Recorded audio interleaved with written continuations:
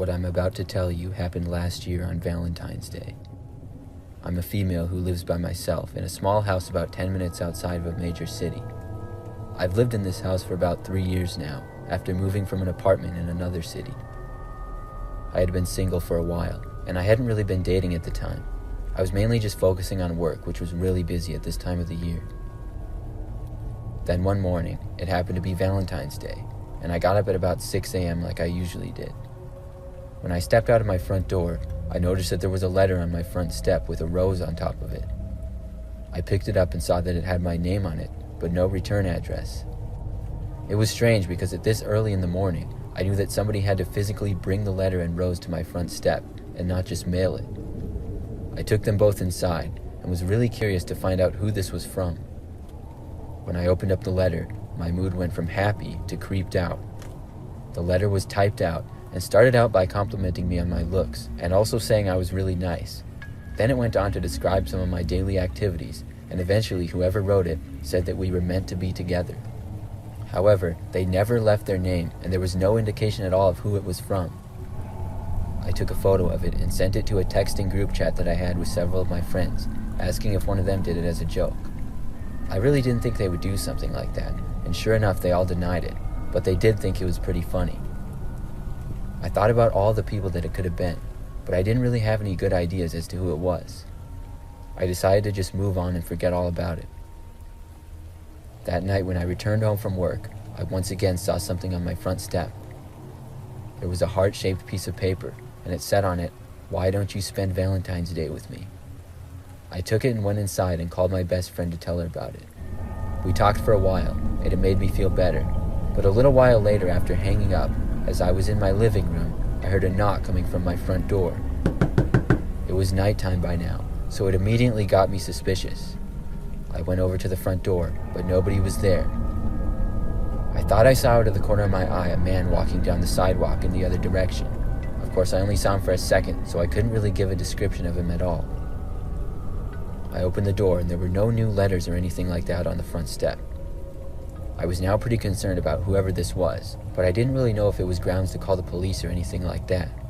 I hadn't been threatened or anything, so it seemed like it could have all just been a joke, and I didn't want to overreact. But still, I couldn't help but feel nervous about who it had been. I called my best friend back, and she offered to come over and stay the night with me, which I said yes to. She didn't live too far away, and was there within 15 minutes. There was no more activity the rest of the night, and the next day everything seemed fine. I went back to work like usual, and when I got home, I was happy to see that there were no letters or anything like that. I figured whatever had happened was just some Valentine's Day prank. I still wondered who it was though, but I was no longer really that concerned. But about 2 days later, as I got home from work, I once again saw a letter at my front doorstep. I got a bad feeling when I saw it. When I got inside, I opened up the letter. Inside the envelope, there was another handwritten note. It said, quote, "I've been watching you. I hope you enjoyed my Valentine's Day card the other day. I also knocked on your door several times. And tomorrow when you get back from work, I will be back." I couldn't believe it when I read this, and I suddenly felt really freaked out like I wasn't alone. I ran straight from my front door and out to my car. When I was safely in my car, I drove to the nearest police station. I told everything to them, and they ended up investigating and having an officer stay near my house for a couple of days. I don't think they ever found out who was behind it all, but I never had anything like that happen again.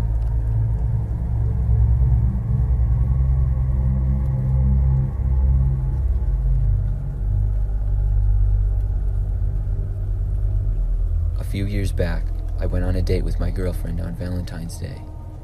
We went out to a really nice and fancy restaurant. The restaurant was one of those that was pretty expensive and you needed to make reservations for. You also had to wear nice clothes. We didn't normally go to such nice restaurants, but on the special occasion of Valentine's Day it was nice. Our plan was for after dinner to go to a movie. When we were leaving the restaurant and going out to my car in the parking lot, I saw there was a man standing kind of next to my car. I was parked kind of in the back of the parking lot, so I was sort of surprised to see this. The man was wearing a suit and saw me walking towards him but didn't say anything. I guessed maybe he was waiting for someone or something like that. He was probably about 6 feet away from the passenger side of my car, and when I got close to him, I said hi. The The man didn't say hi back to me though. He just kind of looked away and sort of took a few steps farther. We got in and drove away to a movie theater that was about 10 minutes away. The movie theater was pretty busy, and after we had gotten our seats, I left to go to the bathroom. As I was walking down the hall of the movie theater, I saw the same man in a suit once again. He was just kind of standing near the bathrooms looking in another direction. He never looked at me at all, and as I got closer, I was sure it was him. I went to the bathroom and then walked back to the theater where my girlfriend was, and I told her about seeing the man. She thought that I was joking at first and started laughing, until I told her that I was serious. We didn't really know what to make of it, but just hoped that it was a strange coincidence, and for the most part, we ended up forgetting about it. When the movie was over, we left the theater, and we didn't see the man at all in the theater or the parking lot. We got back to my apartment to watch some TV and have some drinks. I would say about an hour after getting back, as I was changing channels on the TV, my girlfriend asked me to come and look out the window. I walked over to it and looked outside down below. I lived on the 3rd floor, so it was sort of high up, but not really way up there. I saw on the side of the road was the same man in a suit just standing there. Now I knew this couldn't be a coincidence. This time it appeared he was on the phone. I knew without a doubt that this was the same guy, and we were both really creeped out now. I had enough at this point and decided to go downstairs and confront the man. I left the apartment and walked down the stairs into the lobby. Then I went out the door to the street where the man was. But when I got there, he was gone. I walked down the street a little bit and looked all around. I couldn't find him, so I went back up to the apartment and asked my girlfriend if she saw which way the man went. She said that he walked closer to the apartment building, and then he went out of sight. This was concerning because to us there was a strong possibility that the man was inside our apartment building. It took me a long time to fall asleep that night, but nothing strange happened until I finally did fall asleep. I had dozed off at probably about 2 a.m., but was awoken to the sound of a knock on our apartment door. I quietly got up and walked over to it. I looked out the peephole, but saw no one. My girlfriend and I both knew it had to be the man in the suit, but what did he want from us? The rest of the night there were no more knocks. In fact, we never did see that man again, but I always wondered who he was and why we kept seeing him.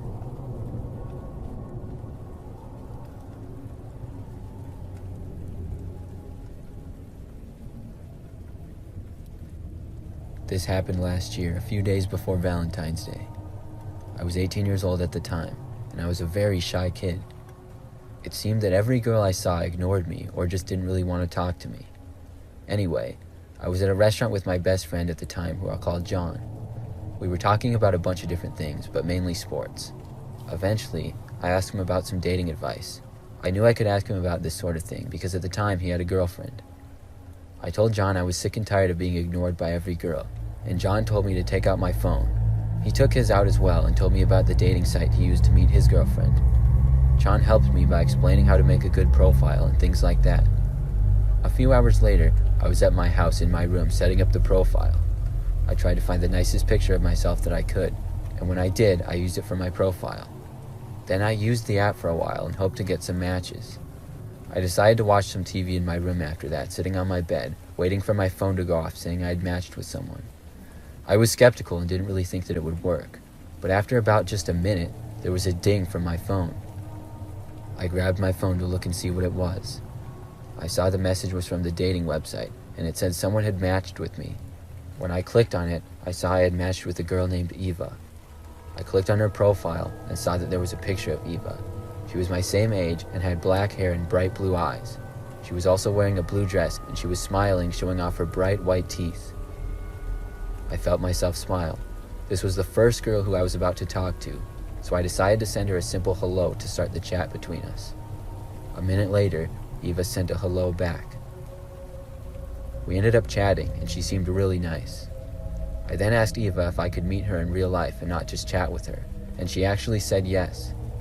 She told me I could meet her at her house, and then she gave me her house address. She told me I could come over that very same night if I wanted to. I said yeah and gave her a thumbs up. I stopped chatting with Eva and started getting ready. It was a bit cold outside that night, so I put some warm clothes on. I then grabbed my phone from my bed and hopped into my car. I messaged Eva telling her I was on my way over. As I was driving down the road, I kept thinking about how lucky I was going to meet a girl on the first night of using the dating app, and I was excited about what John was going to say when I told him about it. As I continued driving to Eva's house, I suddenly realized that the road I was driving on was becoming more and more empty and just woods.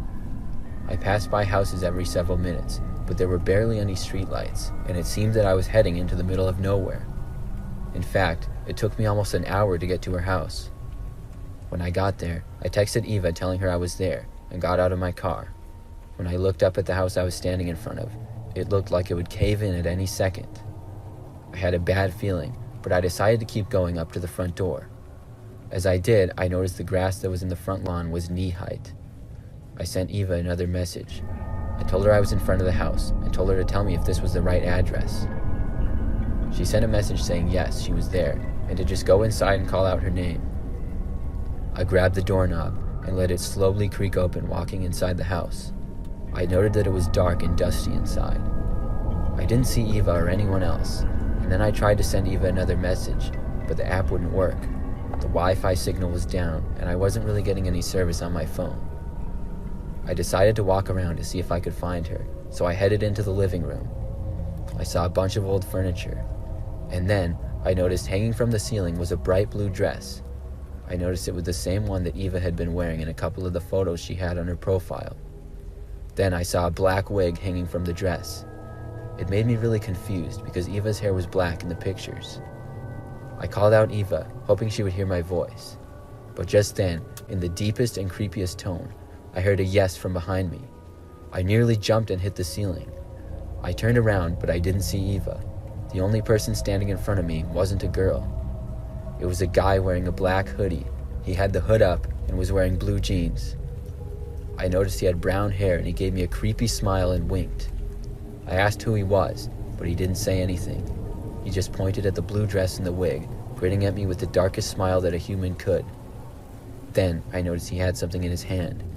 It appeared to be a gun. He told me in a deep voice to hand over everything I had on me. Then he pulled out a bag. I didn't want to argue with him, so I pulled everything out of my pockets and dropped them into his bag, even the watch I was wearing. The man then started to walk away from me. Pretty soon, I watched him walk out the front door. I was relieved, but also still terrified. Finally, I was able to get my legs to move again, and I ran out to my car as fast as I could.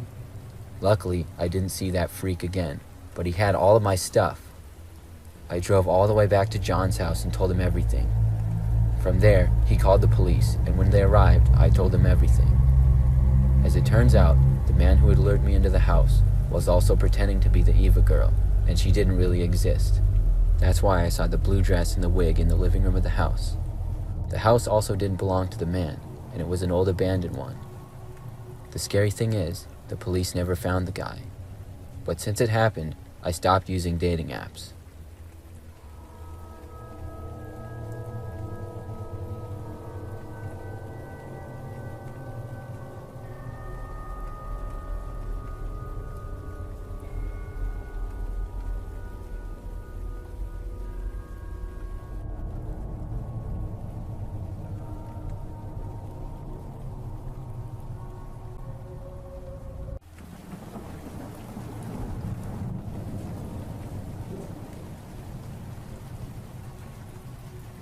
I work at a baseball stadium part-time during the summers.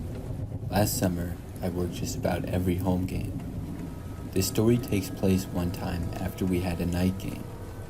One of my duties at work is to help clean the stadium when the game is over. Many times, we will have it ready for another game the very next day. So each of us are assigned a certain section to clean and have instructions on how to clean it. There are so many of us that the entire stadium can be good to go within an hour or two of the game ending. So on this night game in particular, the stadium was pretty busy while the game was going on. After it ended, there's usually an extremely busy time of about 10 minutes. That's when everybody is leaving, and the concourse is usually packed. Then things very quickly start to quiet down. I remember that I was busy between the seats in the section that I was in and the concourse nearby. There was just one other coworker with me in that particular section. I just know that probably 20 minutes after the game, things were much quieter. and I told my coworker that I would go clean the bathrooms on this night. He would stay out in the seats picking up trash that was left there. So I first went into the restrooms and checked, and there was just one person that was in a stall in the men's restroom. Meanwhile, the women's was empty, and as far as the concourse, by now, almost 30 minutes after the game, virtually all fans were gone. There were just a few here and there who were taking their time to leave. I went ahead and cleaned the women's restroom, which took me maybe 10 minutes. Then when I came out, I went to go do the men's. I was sure by now that it would be empty, but there was still a person in one of the stalls. I thought about asking them to leave, but I decided to give it a couple more minutes. So I went out and changed a trash can in the concourse. This took me several minutes, but the man still hadn't left the restrooms. So at that point, I decided to go inside and ask him to leave. When I entered the restroom though, the one stall was still closed, but it didn't look like anybody was inside. I didn't see the feet at the bottom like I had before. I asked if anybody was in there, but I got no response. I announced that I had to clean and then started to do so. When I got to the stall that was closed, I knocked on it one last time. There was nothing in response. I started to wonder to myself if the stall had just been closed the whole time and nobody was in there. After not getting a response, I started to go underneath it to unlock the door. When I did, I saw a man standing on the toilet, luckily fully clothed. He was looking right at me, and it was a huge surprise. I moved back and said that he had to leave now. The man didn't do anything. I asked if he was okay or if he could hear me. He didn't say anything back to me, but a second later, there was a loud bang from the other side of the door. It was like the man was pounding on it as hard as he possibly could. This happened several more times. At that point, I left the bathroom and decided to tell my coworker that was in the area. So I went back out into the concourse and then into the seats. I located my coworker and told him of the problem. At first, he thought it was funny and wanted to talk to the guy. So we both went back and entered the men's restroom. When we went inside though, the man was gone. All of the stall doors were still open. I was happy that he was gone, and then my coworker left to go back to the seats. I finished up and cleaned the rest of the men's room. Then I left and was going to join in helping my coworker in the seats. That would always take the longest. But as I re-entered the concourse from the restrooms, something caught my eye. There was a few things used for concessions that were moved off to the side. One of them was a small fridge. It was a full-sized fridge with Pepsi and other soft drinks in it. I don't know how, but I noticed a man was hiding behind it. When I saw this, I started to walk over. I got within maybe 10 feet, and the man quickly moved out from behind the fridge. Then he ran past me and headed towards the seating area. Now we were on the 100 level, which is the closest to the field. I ran after the guy, and he entered the seating area where my coworker was. The man ran down the aisle and past my coworker. He got all the way to the field, and then jumped over the wall and went onto the playing field. There were a few grounds crew workers out there. The man ran all the way to the outfield before we saw a security guard catch up with him. Finally, he was caught and escorted off the field. My coworker and I both laughed at that point, but it was actually pretty creepy to me before that. I had no clue why the man was hiding in the restroom for so long. I'm not sure why he did that, but it was a memorable night.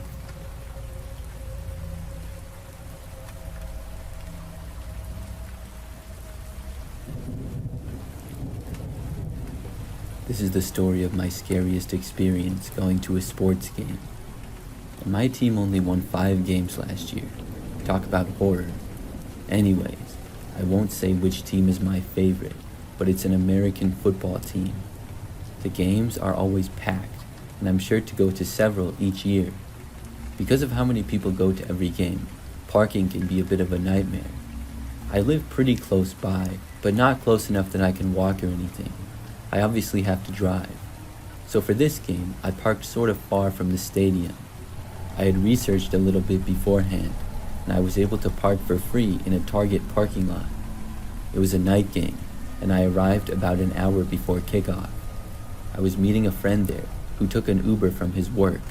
So after parking towards the back of the Target parking lot, I saw that nobody else going to the game seemed to be parking here. I left and soon got onto a sidewalk. I thought that it was going to take me forever to walk there, but it actually wasn't really that long. By the time I arrived at the stadium, I felt like a genius. I got to park for free, and probably wouldn't have to deal with much traffic afterwards. When I was close to the stadium, I caught up with the huge mob of people that was entering. I was able to find my friend, and then we went inside. We got to our seats and then watched the game. It went by mostly normal. Where things got strange was after the game. So when it was over, I stayed back and talked with my friend for a while. Then we headed for the exits and left. There was still a ton of people around. So my friend and I went our separate ways, and I started walking back to my car. Now, I would say that it would take me about 15 minutes to walk back, maybe 20. At first, there were lots of other people walking along the sidewalk with me. Then, the farther I went, the less people there were. Soon, it was just me. I continued to walk, and when crossing a street, I noticed that there was actually one person that was walking behind me. He was a ways back, though. I kept going, thinking that I was heading in the right direction of my vehicle. The man behind me continued walking with me. I thought at first that maybe he also parked at the Target or nearby. We kept going, but I soon realized that I had got my directions mixed up. I accidentally went about 2 blocks in the wrong direction. So I took out my phone and I looked up the correct way. Then I was back on track. Several minutes later, things were very dark and quiet, but I could still hear the footsteps behind me. They sounded slightly closer than before. I glanced over my shoulder. The guy was still there walking behind me. It was a little bit weird now because of the fact that I had drastically changed my direction. I mean, why would he still be following me? I just ignored it though. We kept walking, and soon the Target was in sight. By now, it was around 11 p.m., and the Target had closed at 10. My car was basically the only one in the entire parking lot. There were a few other vehicles a long ways away on the other side, but mine was the only one in the area. When I approached, the man was still trailing me, but even closer now. At that point, I was really suspicious. I walked faster and then entered the parking lot. I thought that I heard the guy behind me start to jog, so I did as well. I jogged all the way to my car. I unlocked it from a distance away so that I could get inside quickly. When I had made it within maybe 50 feet of the car, I started sprinting. It was apparent that the man was chasing after me now for some reason. I was probably 30 feet in front of the guy. I reached my car, opened the door, and got inside. Then I locked the doors instantly and started the engine. As I was starting it up, the man reached my car and tried opening it. When it wouldn't, he got about 2 punches in at my driver's window, which held up. Then I quickly drove out of there, leaving the man standing in the mostly empty parking lot. After leaving, I called the police and reported what happened to them. Then I drove back home. Since that experience, I haven't parked in that Target parking lot for a night game. I have for day games though, and nothing else like that has happened. I think that the man was attempting to rob me, either from my car or whatever else I had. I'm not sure why he chose to follow me though. I don't remember seeing him at all during the game or anything, and hopefully I never see him again.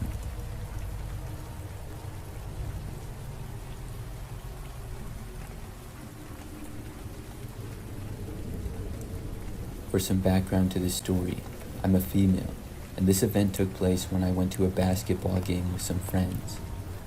We were going to a night game at the arena in the city. I carpooled with some friends, and 4 of us went together in total. We took Caitlin's car, which was an SUV, so it had the most amount of space. Now we parked in a parking ramp very close to the stadium, which is downtown in a major city. After arriving, we got to our seats and were watching the game. We had pretty good seats and were sitting in the first level about 20 rows up from the floor. At one point, I don't remember exactly when, I got up to get some food. For some reason, nobody came with me. I don't remember why. Anyways, I went over and was in line, and the guy behind me started hitting on me. He was trying to flirt and stuff, and I really wasn't interested in him. He was taller than me, maybe 6 feet tall, smelled badly, and wore a baggy sweatshirt and a hat. Now, I wasn't rude to the guy, but when he asked me for my number, I told him that I wasn't interested. He left me alone for a short time, but after ordering food, I left to go back to my seats. The guy stopped me and stood in front of me. He asked me where I was sitting and asked if he could sit with me. I told him no, I was sitting with my friends. Then I walked away. He didn't follow me then, but when I got back to my seats, about 5 minutes later, I saw the guy. He was standing in the aisle and he waved at me. Now, there were literally no open seats around us.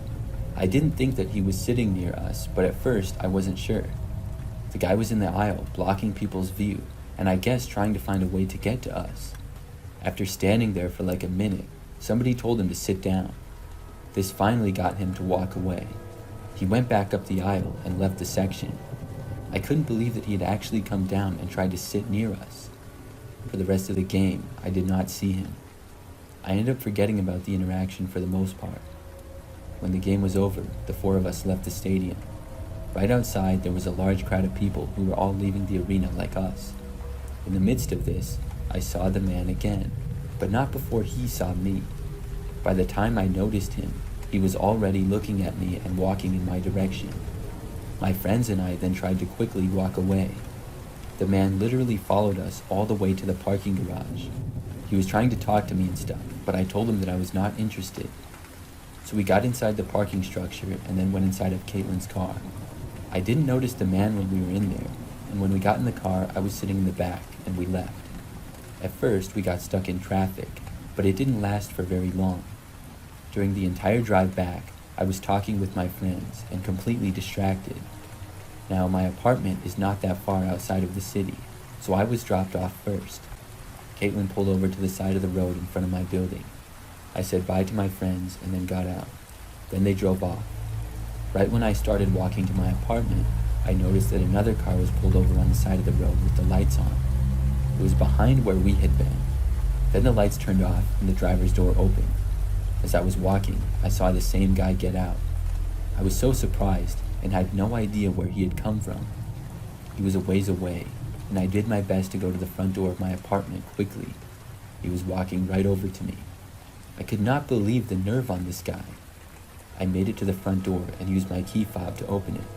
I made sure to close it right behind me so the guy couldn't get in. He tried opening the locked door, but couldn't get in. I went to the elevator and got up to my floor where my apartment was. When I got inside, I looked out of my window to the front sidewalk, but I didn't see the guy leaving. My building was not very big. I would say it's about average size. There's really just a small lobby, and then 4 levels, which are all just a straight hallway. I just hoped that the man wouldn't make it inside. Probably 10 minutes later though, I remember I checked out of the window again and still didn't see him. I noticed that his car was still there though. I hoped that he was maybe inside of his car and going to leave for good, but I couldn't tell if anybody was in the driver's seat or not. A short time later though, I remember randomly hearing footsteps outside in the hallway. Now it could have been anybody, but for some reason I had a feeling that it was the same guy, and I went over and looked. I walked to my front door and looked through the peephole. I was just in time to see the guy walking past my door. He didn't look at my door or anything and didn't stop. I'm pretty sure he had no idea which apartment was mine. I decided to try to just forget about this guy. After that, I went to bed. The next day, obviously, he was no longer in the building, and since then, I haven't seen him. I still can't believe that he followed us back though. We must have just not noticed him. I'm not sure what he would have tried to do if he knew which apartment was mine. Possibly break in or knock on the door. I'm glad I didn't have to find out though.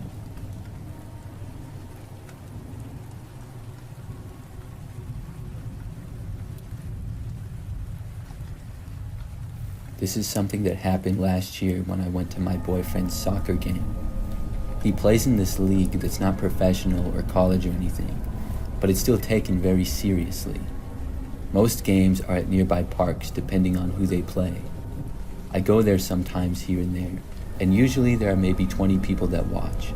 Most of them are other wives and girlfriends like me.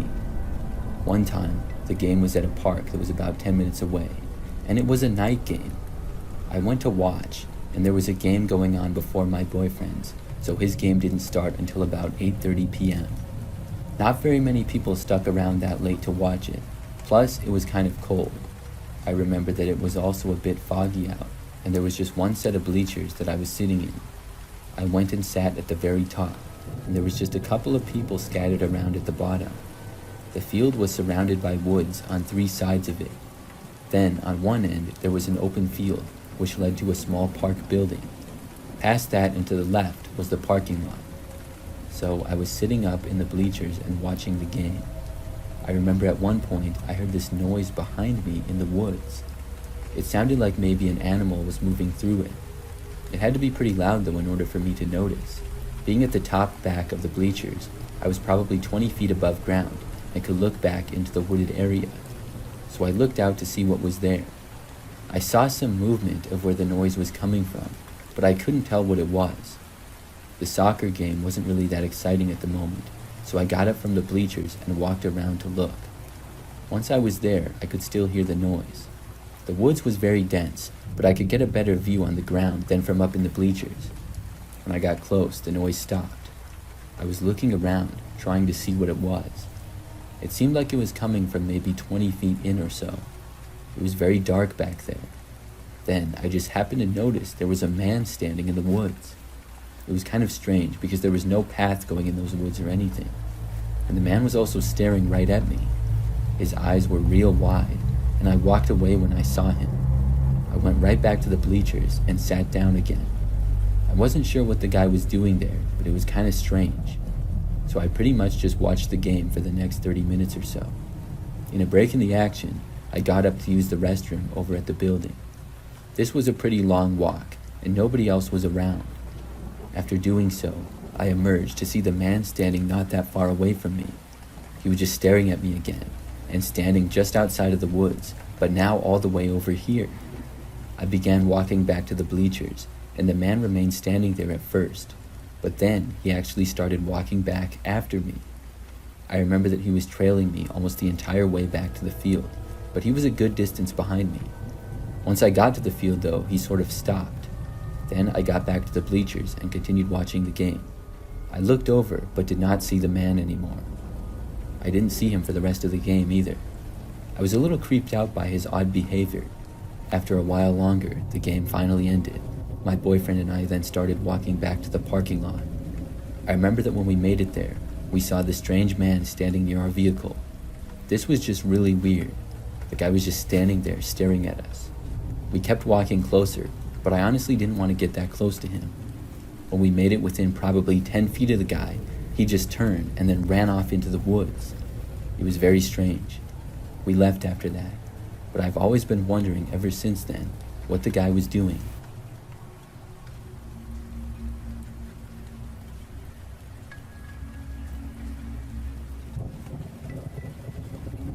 This happened back when I was a kid.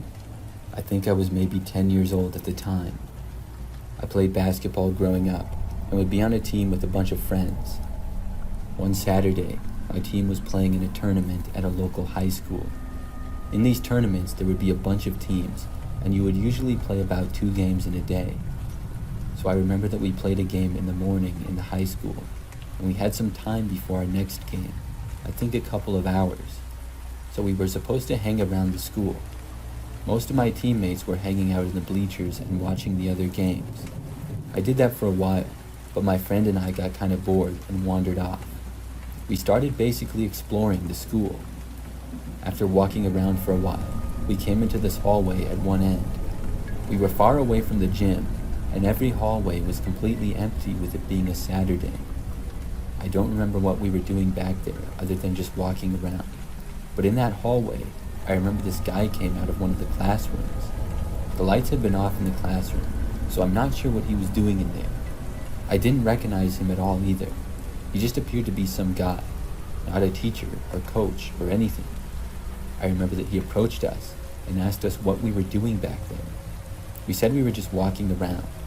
I wasn't sure if we were in trouble and not supposed to go back there or what. But then I remember that the guy started basically trying to get us to leave with him. He was asking us to go to his car. We knew better though and said no to him, but he kept trying to convince us. I remember thinking that he had to be joking at first, but after a while I realized he was serious. After he was talking to us for maybe 5 minutes, I remember that out of nowhere we both just turned and ran. We went all the way back to the gym. The man didn't chase after us and stayed where he was. It was pretty weird, and I didn't want to leave the basketball area for the rest of the day. Next to the gymnasium was the cafeteria of the school. There were concessions there, and a decent amount of people hanging out. I went back in the gym, and after a while, I went out to get something to eat. When I did, I noticed a man. He was standing very far away in a hallway and looking at me. I remember that I ran back in the gym after I saw him. After that, I didn't see him for the rest of the time there. Sometimes I wonder what the guy was doing there and who he was. I'm really glad that my friend and I just ran away and ignored him.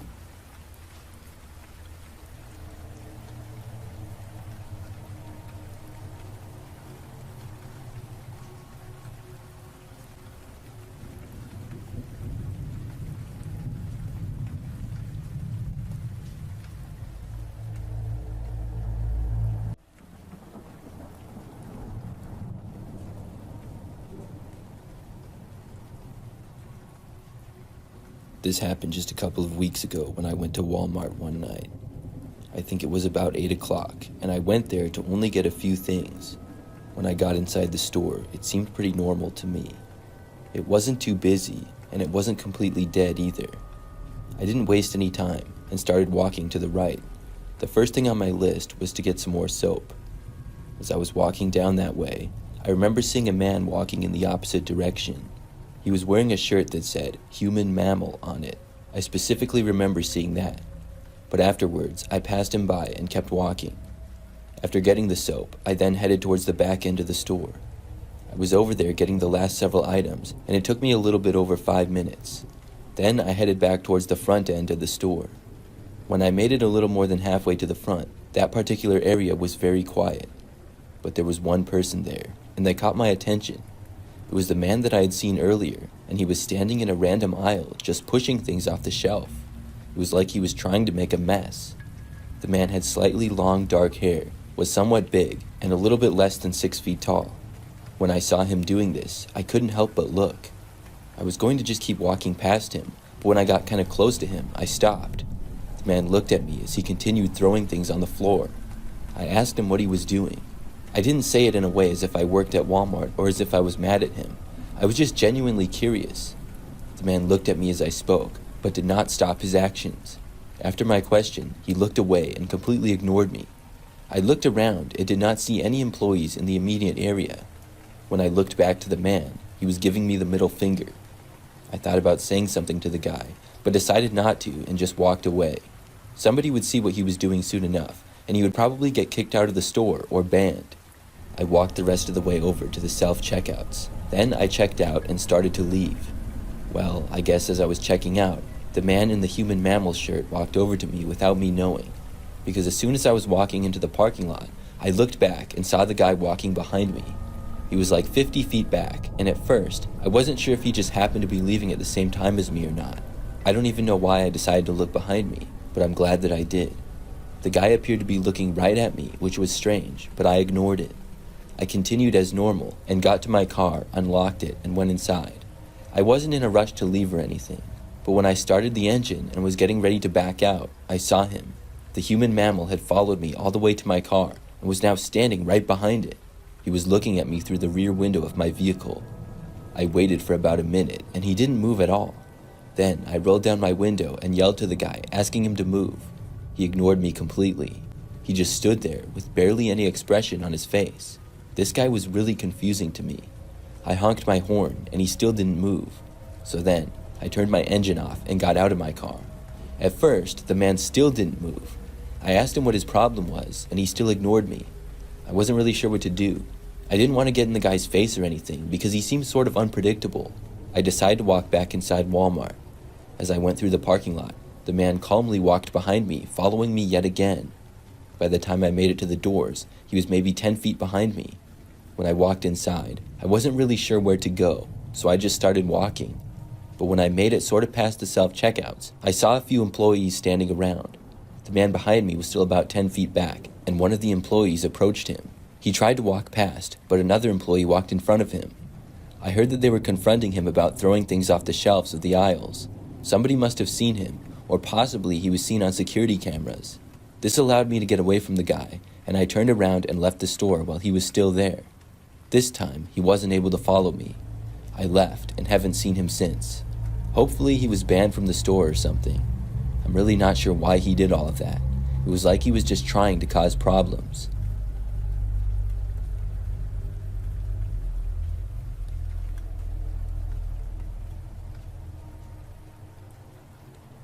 When I was 16 years old, I got my first job working at a Walmart. It was about 10 minutes away from my parents' house, where I lived at the time. I was in high school and would work sometimes after classes were over or on weekends. During this time, I did not have a car, and my parents would drive me to and from work. I was hoping to earn enough money from my Walmart job over time to possibly buy a car. A couple of months after I started working there, I had a shift one night. I started at 4 p.m. after school and got off at 9 o'clock. I was a cashier and was at the check lanes for my entire shift. Things pretty much went by as usual.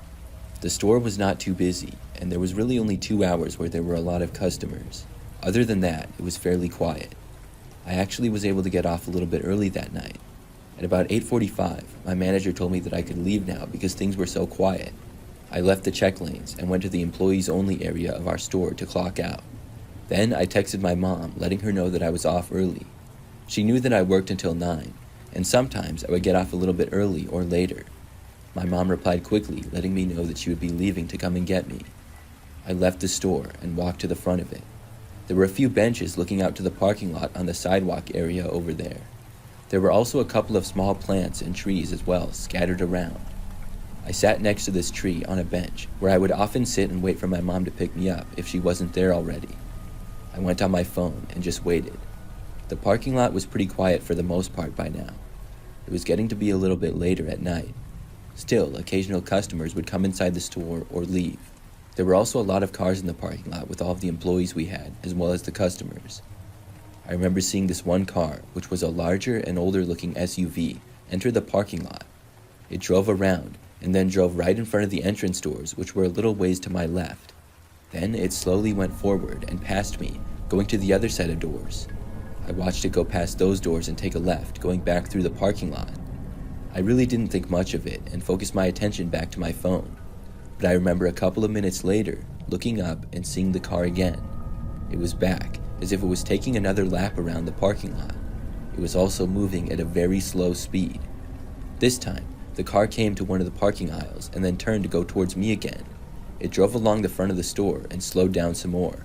Then it stopped, literally right in front of me.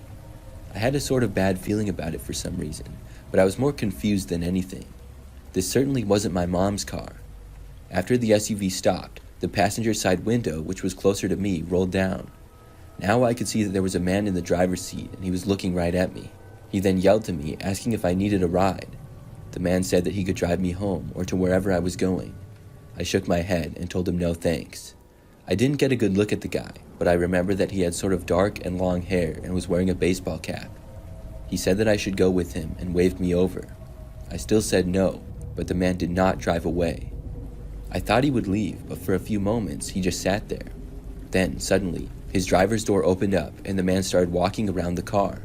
The next thing I knew, I saw the guy emerge from behind his car and he was walking right towards me. He was moving at a fast pace, and I quickly got up from the bench. I turned and ran for the entrance of Walmart and didn't look back. I made it inside within probably 10 seconds, and then I finally looked behind me. The man had not followed me into the store. I didn't see him immediately outside either, and figured that he had gone back to his vehicle. I remained inside the store, sitting on an inside bench until my mom texted me that she was there. She arrived about 5 minutes after I had entered the Walmart and let me know that she was in the parking lot out front. I walked out and saw my mom's car and got inside of it. When I did, I felt much better. I told her about what had happened and we looked around. Then I saw the same SUV in the parking lot. This time it was parked in a space and the engine was running. We left and luckily were not followed or anything. I remember that when we got home, I called my boss and reported the incident. I'm not sure if the guy ever came back or anything. For the rest of the time that I worked there, nothing like that happened and I never saw the guy either.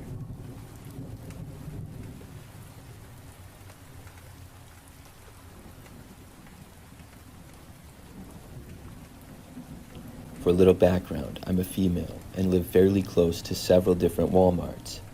There was one in particular, though, that I would typically go to because it was the closest to my house. I would say that I went there maybe once a week on average. I did most of my regular shopping there because the prices were cheaper than most other grocery stores. One night, I went there at maybe 8 o'clock or so. I was going around the store and getting a few things. The store was pretty quiet, I remember, and because of that, I noticed that someone seemed to be following me around.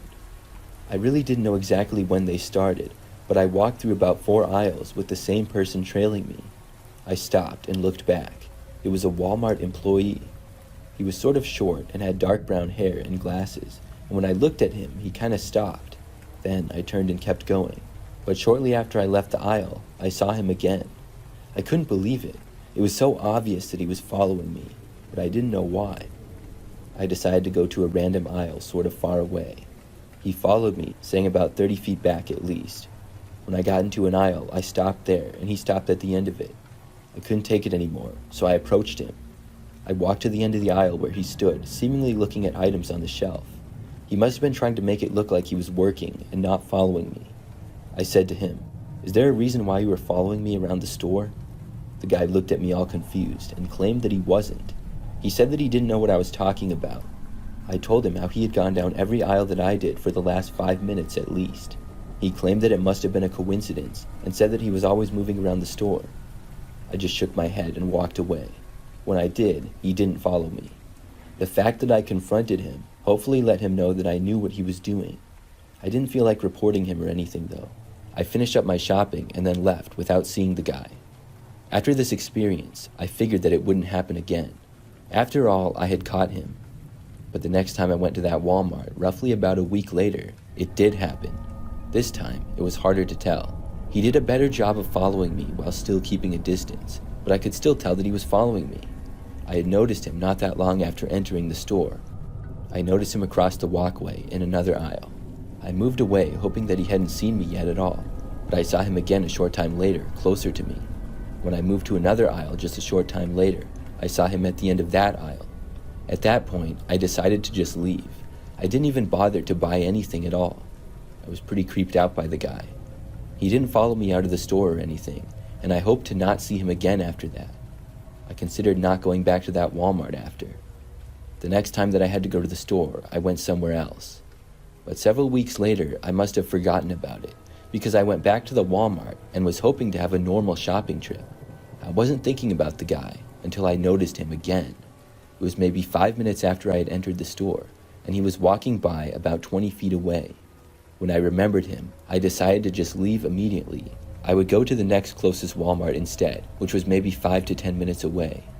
I turned and started walking to head out. When I did, I sensed him walking behind me. I looked over my shoulder and saw that he was in fact walking behind me. He was maybe 20 feet back. I went straight for the exits and walked out of the doors. To my surprise, he walked right out of the doors after me. I couldn't believe it. After maybe 10 feet of walking through the parking lot, he was still following me. At that point, I just started running. I sprinted for my car, unlocked it, and got inside. When I did, I looked around for the guy, but I didn't see him at all. I'm not sure exactly where he went, but he could have easily been hiding behind any car in the parking lot or something. I left and went to another store. After that, I did not go back to that Walmart. I called them up and reported what had happened, but I'm not sure how they handled it. I'm not sure what the guy was doing either and why he thought he could always follow me around like that. I've thought a few times that maybe he didn't even work at the Walmart. Maybe he was just wearing the vest. It's possible, but I honestly think that he did work there. When he followed me out of the store, it was really unexpected though. I'm hoping that I never see him again.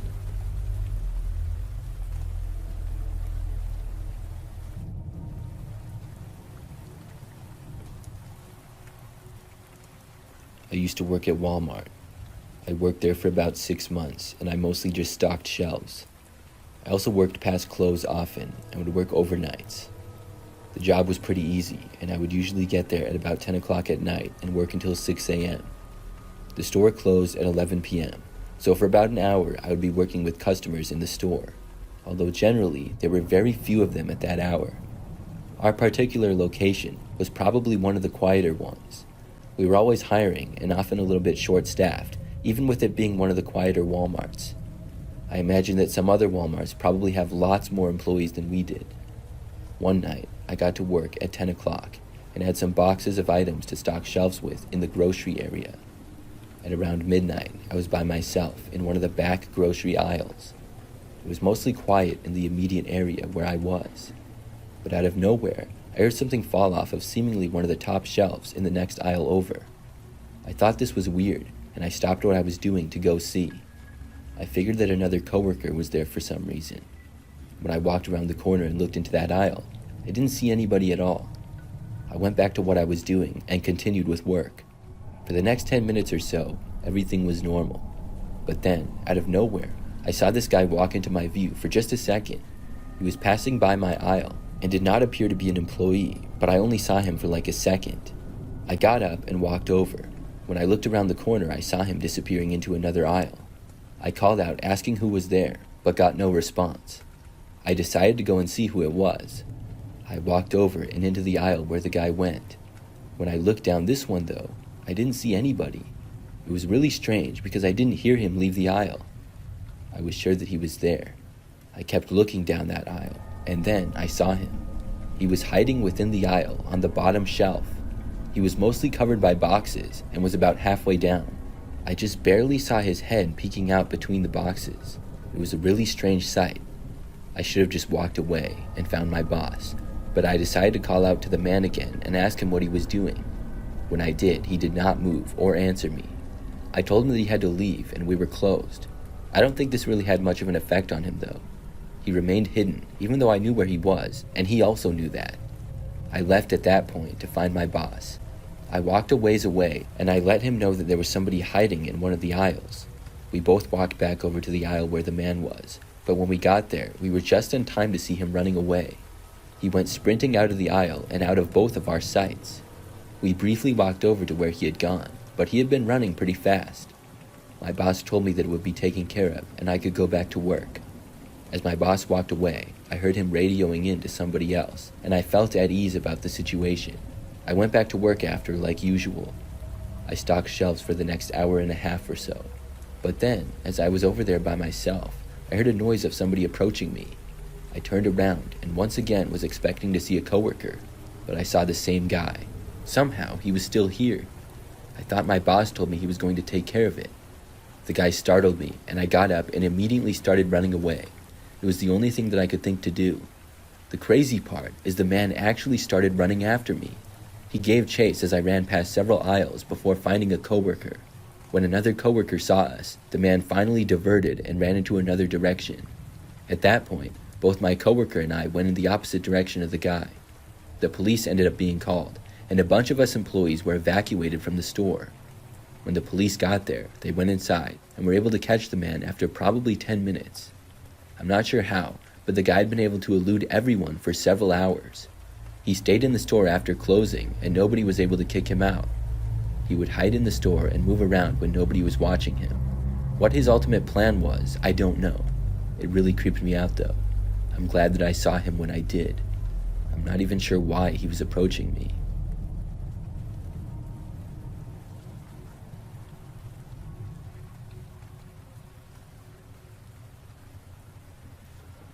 I had a bizarre experience after shopping at Walmart not too long ago. It was a normal afternoon, and I was doing some grocery shopping. I was at my local Walmart, located roughly 10 minutes from my house. The store was pretty busy, with lots of other people shopping. I was inside for at least half an hour, and in one of the grocery aisles. When I was there, a man struck up a conversation with me. The man was probably about 5'8", had glasses, and was bald. He started out saying hi to me, and asked me what I was shopping for. It seemed a little bit strange because he didn't work there and usually other people don't talk to you. The way he spoke was somewhat friendly, but it seemed a little bit odd. I said I was doing some grocery shopping and was almost done. He spoke with me a little bit longer, asking me if I was going home after, and I said yes. I found that question a little bit odd, but the man then told me that he had a lot more shopping to do and started to go over several things that he was buying. I figured that he was just trying to be friendly, and I didn't really mind talking to him, even though it was a little bit awkward. The conversation really only lasted for a couple of minutes. Then I told the guy that I was going to check out after I got the last item, and I said bye to him. He said bye as well, and seemed to walk in another direction. I then went over to the self-checkout area and started scanning all of the items from my cart. It was kind of busy over there, and every other register was occupied by a customer. A line was even starting to form of people after I got there. Within the crowd of people, though, when I was almost done checking out, I saw the man who had talked to me. He was in line to check out and behind somebody that was also waiting. He was kind of hard to see, but it was definitely him. It seemed a little bit odd to me because I thought he had told me that he had more shopping to do, but I really didn't think too much of it. I just finished checking out and then left. After leaving the store, I loaded up my groceries into my car and then drove away. Everything went fine, and I got back home about 10 minutes later. I went inside and put everything away. When that was done, maybe 5 minutes after arriving back home, I looked out of the front window. I have a large front window off the dining room on the right side of my house. It looked right out to the driveway and then the street. When I looked out there, I saw a car coming down the street. The neighborhood is usually quiet, and cars driving by is not something that happens every minute. I just casually watched the car drive by, and I didn't know or care who it was. That is, until it turned right into my driveway. This made me really confused. I had no clue as to who it would be.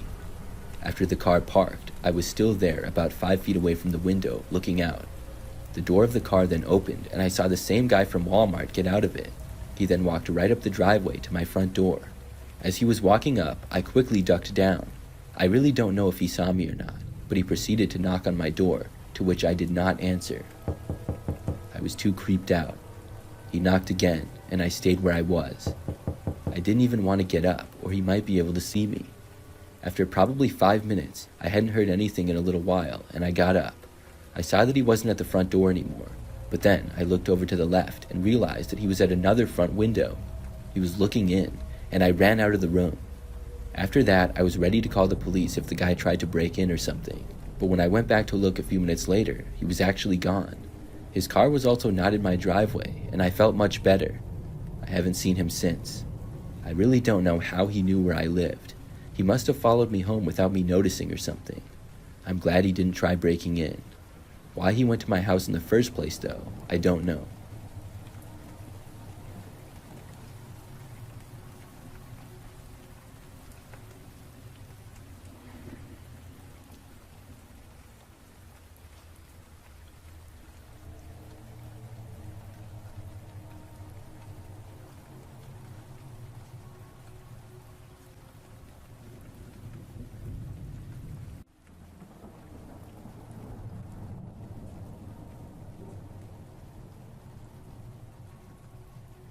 This happened late last summer.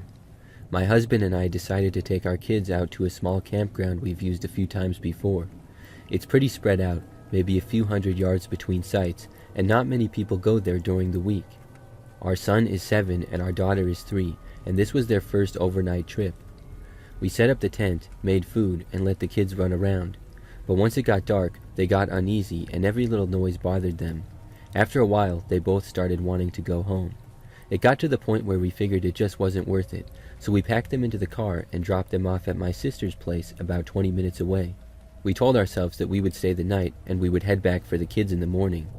When we got back to the campsite, we sat by the fire for a bit and then went into the tent at around 11 p.m. We laid down and fell asleep rather quickly, and in around an hour or two later, I woke up and had to pee.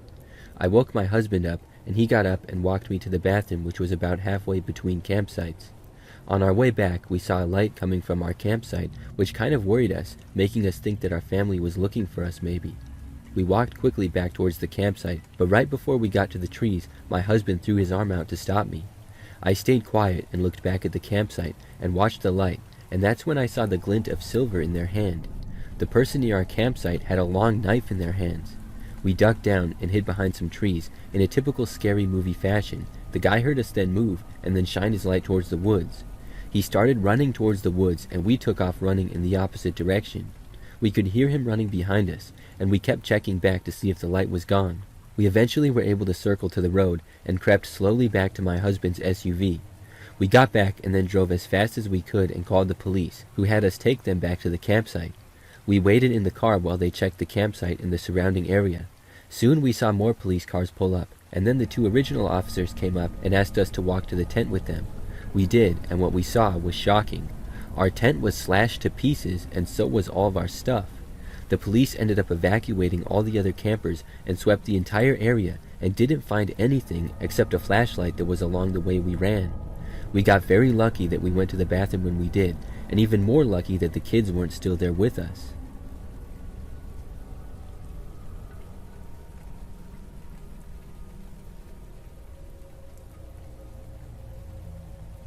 When I was about 14, I used to spend weekends at a friend's place outside of a small town in western Pennsylvania. His family had some land, mostly fields and a stretch of woods that ran along an old dirt road no one really used anymore. We'd ride his dad's old ATV around and mess around back there for hours.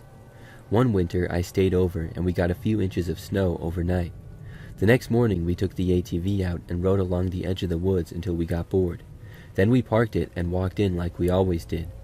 That section of the forest had a lot of junk scattered around. Old farm equipment, tires, and just tons of debris. That day, we decided to try building a small shelter with some branches and scrap wood we found. I had a small folding saw with me, so I wandered off a bit to find some branches that weren't frozen solid. I didn't go far, maybe a minute or two away, when I noticed something on the ground. It was a deer, or what was left of one, just mostly bones, but not clean. It looked like it had been pulled apart more than eaten. The ribs were split open in a way I hadn't seen before. I grew up hunting, so dead animals were not new to me, but something about it just didn't seem right. There weren't many tracks around either, which was strange with the snow. I went back and got my friend. He came over and looked at it for a few seconds, and just said maybe coyotes got it. We stood there a bit longer than we should have, then we went back to what we were doing.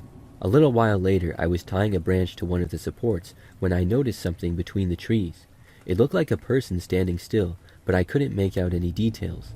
I called out, thinking maybe somebody else was out there. The shape shifted and moved behind a tree too fast to follow. I told my friend, and he didn't really believe me.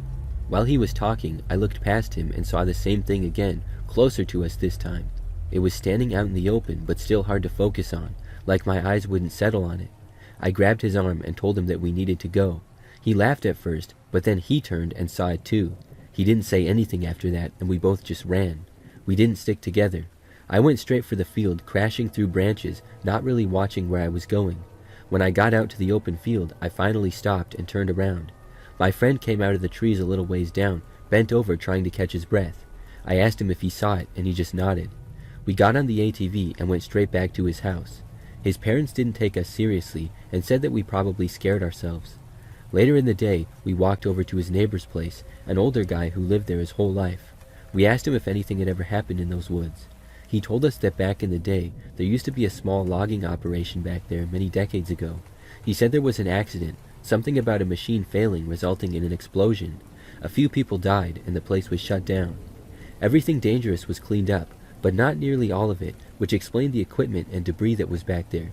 We told him what we saw, even though it was hard to describe. He just said people used to report seeing things out there, especially in winter. We never went back. The ATV trails we used are probably grown over by now. I don't know what we saw that day, and I don't care to go back and find out.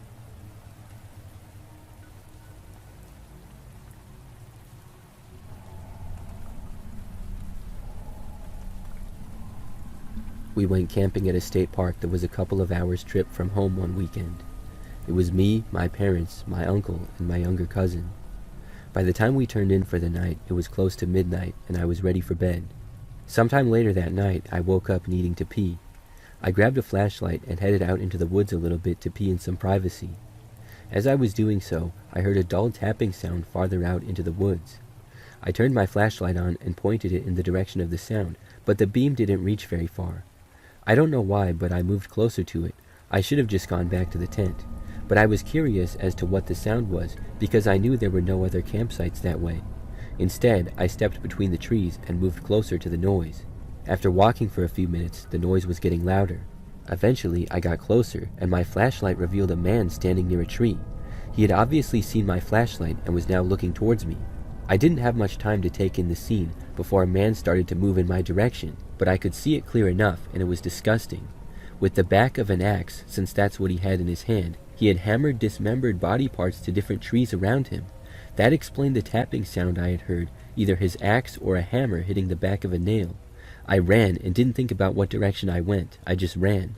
Branches hit my arms and face, and I heard him following behind me at first, but not long after that I stopped hearing him, but I still kept going, trying to run as fast as I could to get away.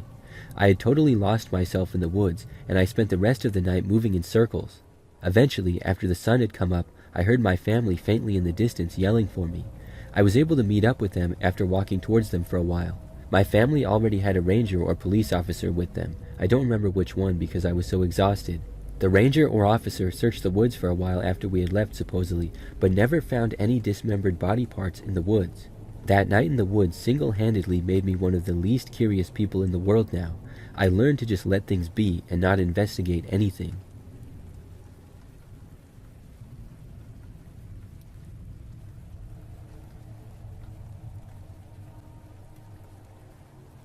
I was about 11 when this happened.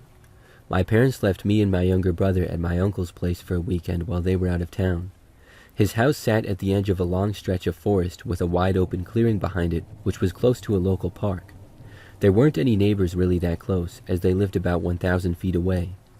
I liked going there because my cousin Matt lived with my uncle. He was older, 19 years old, and treated me like I wasn't just a kid. We'd mess around outside, ride ATVs, shoot airsoft guns, and sometimes just sit in the garage listening to music. That night, my uncle left at around 8 p.m. for a night shift at work. By 11 p.m., my brother was asleep in the spare room, and Matt had knocked out on the couch with the TV still on. I couldn't sleep, however, as I had too much soda and junk food. After a while, I grabbed a flashlight from the kitchen and slipped out the back door, thinking I'd go out into the clearing in the forest and shoot my airsoft gun. There was a path behind the yard that cut through the trees and eventually opened into the clearing in the woods near the park. We'd walked it a bunch of times during the day, but at night it felt longer. When I reached the clearing, I began picking up some of the leftover cans we'd used before and propped them up on some plastic buckets that we had set up. The park was closed in the winter, so we didn't have to worry about leaving stuff out. I began shooting at my targets for about 15 minutes. As I was reloading more pellets into the chamber of my gun, I heard frozen debris crunching on my right. I immediately stopped what I was doing and looked over. The sound was coming from somewhere on the bike path. I should have just turned around and went back to the house immediately at this point.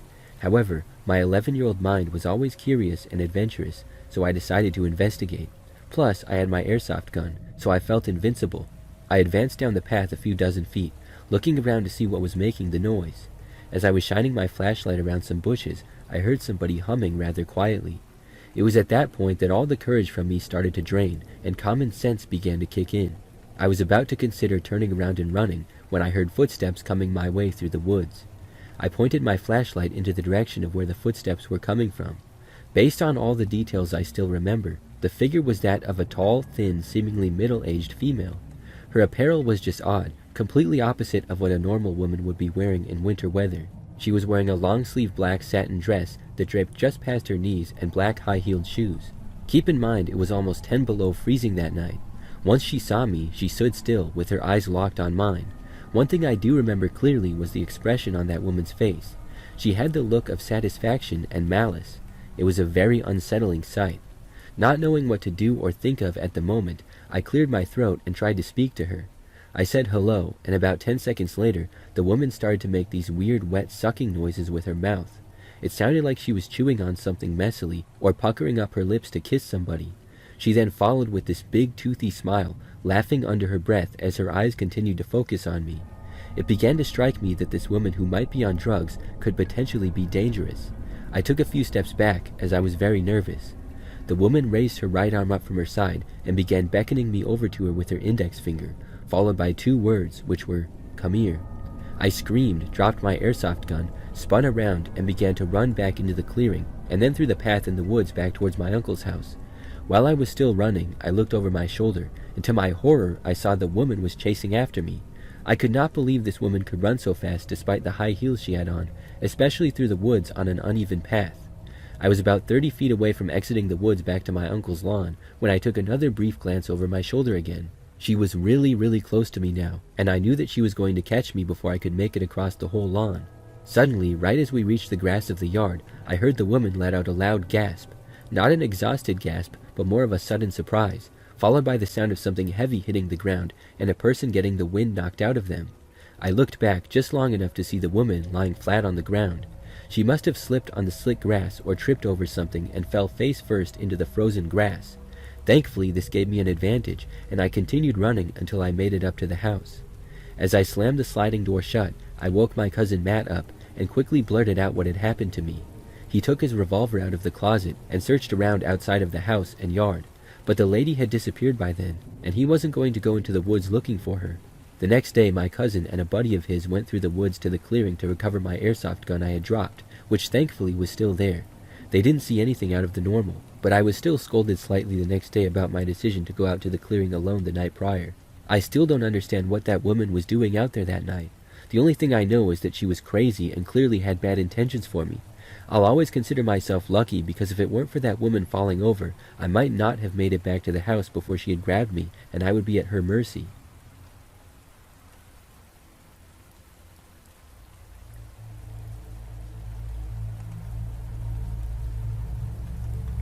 I grew up in a very rural area with dense forests and no other houses than ours around.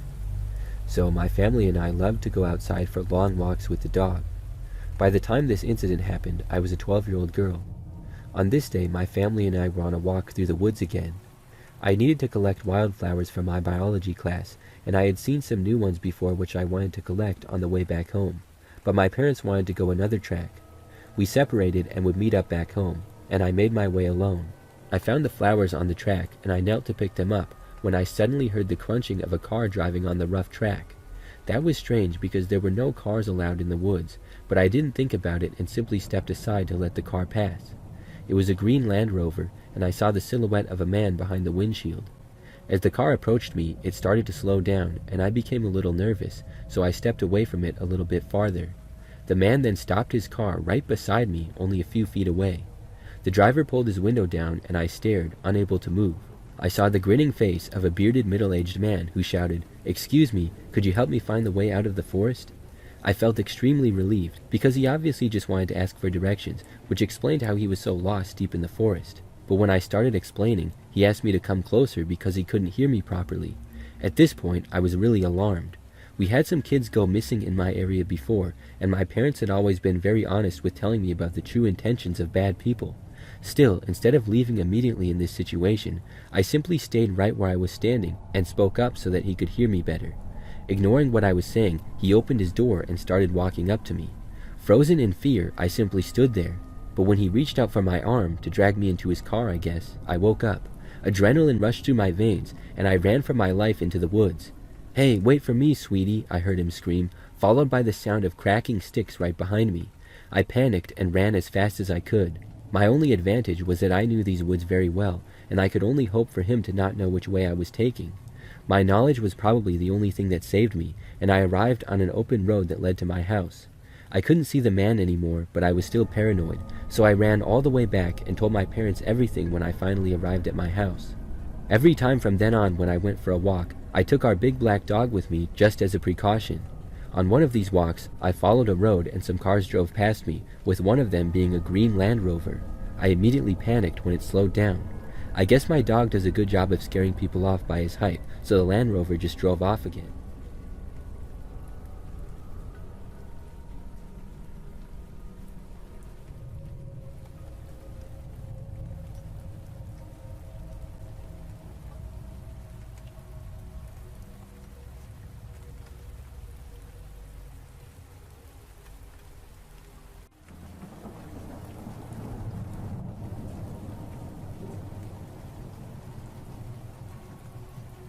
In my early childhood, I would spend nearly every day riding my bike.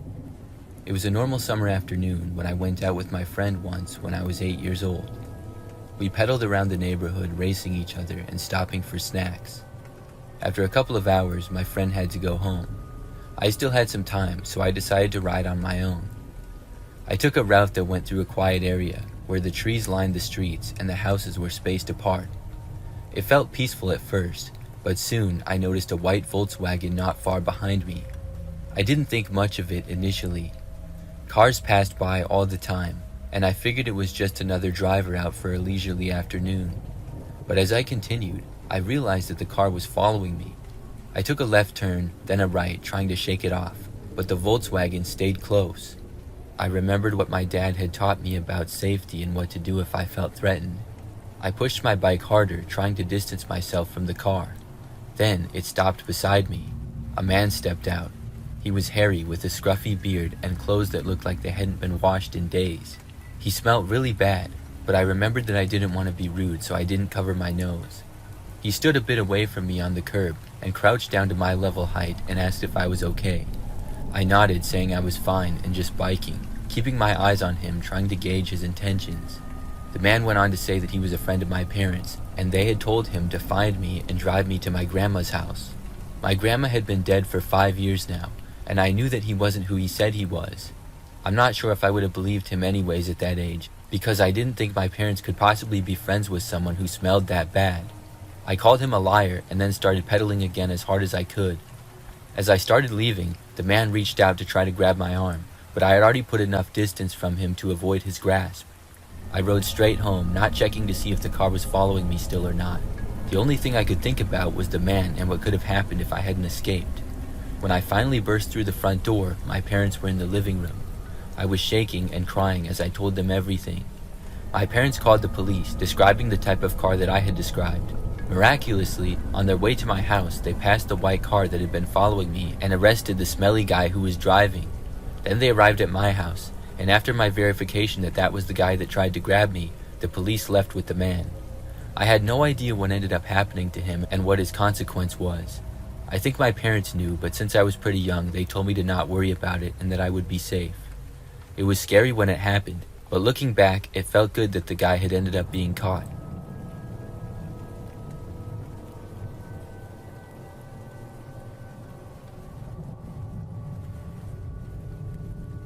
One summer evening when I was about 9 or 10, a serious accident happened just a couple of blocks from our farmhouse. We weren't home when it occurred, but had heard about it from our neighbors. The next day, curiosity got the best of me, so I asked my mom if I could ride my bike up to the corner where the accident took place. I wanted to check out the area to see if I could see anything that had been left over, and I was also just bored. My mom said yes, but warned me not to go any further. She was hanging laundry on the clothesline outside and kept an eye on me as I pedaled away. Our area was rural and quiet. My brother and I rode our bikes everywhere and always felt safe. When I got to the corner, I hopped off my bike and began to look around at the scattered debris. There were bits of broken glass and a crumpled piece of metal. I didn't know much about cars, but it was fun to look at for some reason. As I poked through the leftover wreckage, I heard a car approaching. It was a dark blue station wagon. The two men inside looked older, maybe in their 40s. I felt uneasy immediately, and then they rolled down the window and called out to me. They asked me which one of them was cuter. I jumped back on my bike, pedaling as fast as I could back to my house, which was less than half a mile away. I glanced over my shoulder and saw them turning the car around to follow me. As I biked down the road, I screamed at the top of my lungs, hoping my mom would hear. Thankfully, she had heard me and was running toward me, her face a mix of confusion and concern. The station wagon was close behind still, but as we neared our driveway, the men hesitated. They must have seen my mom coming closer, because they slammed on the brakes and turned their car back down the gravel road, heading away from us. I didn't stop pedaling until I reached my mom. When I explained, she was understandably shaken. She called the police, who came to get information, but there wasn't much they could do. I told them what I remembered about the car and the men's faces, but there wasn't too much to go off of, so I don't think they ever found them. It was scary that something so dangerous could happen so close to my house, where I had always felt very safe.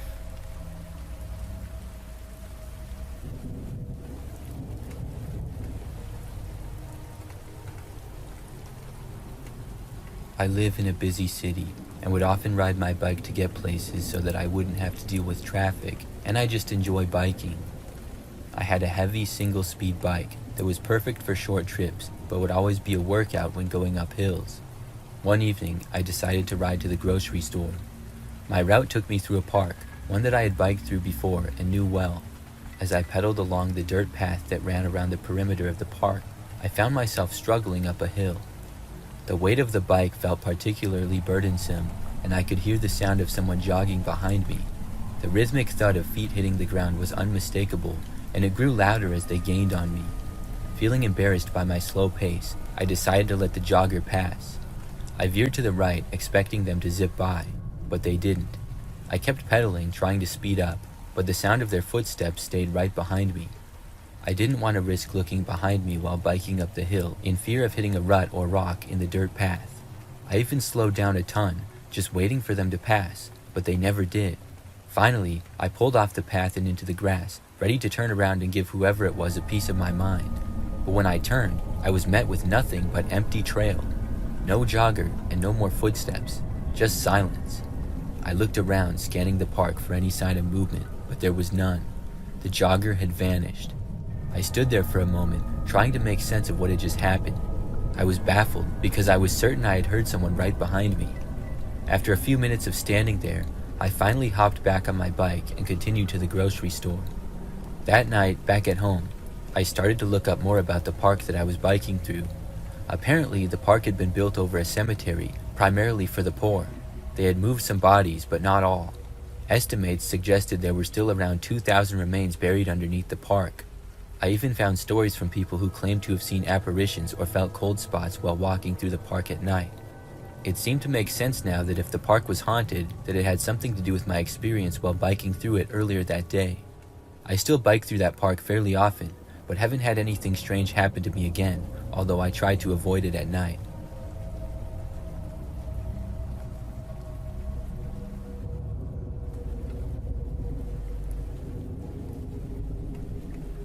When I was younger, I would go on many cycling trips. The year after I graduated college, I embarked on a long-distance cycling trip across Australia. I'd cycled through many places and had some strange experiences, but one night stands out in my memory from when I was in Australia. I had been riding for weeks in Western and Southern Australia. Most of my journey was uneventful, filled with the sounds of nature and the rhythm of my bike tires against the dirt roads. On this particular evening, I found myself cycling alongside a pipeline that hugged the highway. As dusk approached, I decided to find a quiet spot to camp. I veered off the dirt road, moving inland. The deeper I went, the more I felt I was leaving civilization behind. I stumbled upon what looked like a small forest, with overgrown ruins peeking through the trees. Stone walls were jutted out from the ground, remnants of houses that had been there long ago. It felt eerie, but also interesting, as if nature had taken the land back from the past. I decided this was a nice spot, so I stopped and set up my tent, ensuring that the area was clear of brush and debris. After a simple pasta dinner, I snuffed out the fire and crawled into my tent. By then, it was around 8 p.m., and darkness had enveloped the forest quickly. I had grown accustomed to camping alone, and nights spent outdoors were nothing new to me. But that night was different. The first thing I noticed was an unsettling silence. Normally, the forest is full of sounds, whether they're comforting or intimidating, but it was dead silent. I lay in my sleeping bag, straining to hear any sound such as crickets, animals, or anything, but there was nothing. Eventually, I heard loud and deliberate footsteps though. I speculated that it was a person. I couldn't think of an animal that made such a distinct walking sound that I knew of. I held my breath, hoping whatever it was wouldn't notice my presence. The intervals between the steps were oddly spaced, like someone was taking their time. I debated between grabbing my torch and confronting whatever was out there, or just sitting in silence. Moments dragged on, filled only by those ominous steps circling my tent. The footsteps continued for most of the night, sometimes fading into the distance, only to circle back. I must have sat there for what felt like hours, gripping my shovel tightly in case I needed to use it. Eventually, exhaustion took over. I must have fallen asleep because the next thing I knew, the sun was peeking through the trees, casting light into the tent. Outside, the forest was alive now with sounds I had missed earlier that night, such as birds chirping and leaves rustling in the breeze. I quickly scanned the area for any signs of what happened during the night, but there was nothing. No tracks, no broken branches, no indication that something had circled my tent. It was as if the forest had returned to its natural state, erasing any evidence of the previous night's terror. I hurriedly packed up my gear, shaken but relieved to be moving again. As I cycled back towards the pipeline and the highway, I couldn't shake off the strange feeling of whatever had happened the night before, certain that it wasn't just my imagination.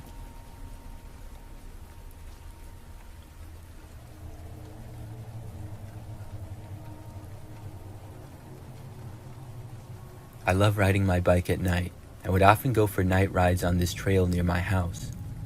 I had been on this trail many times, and never saw anything strange until this one night. As I was riding, the beam from my bike light sliced through the shadows, illuminating the narrow path ahead.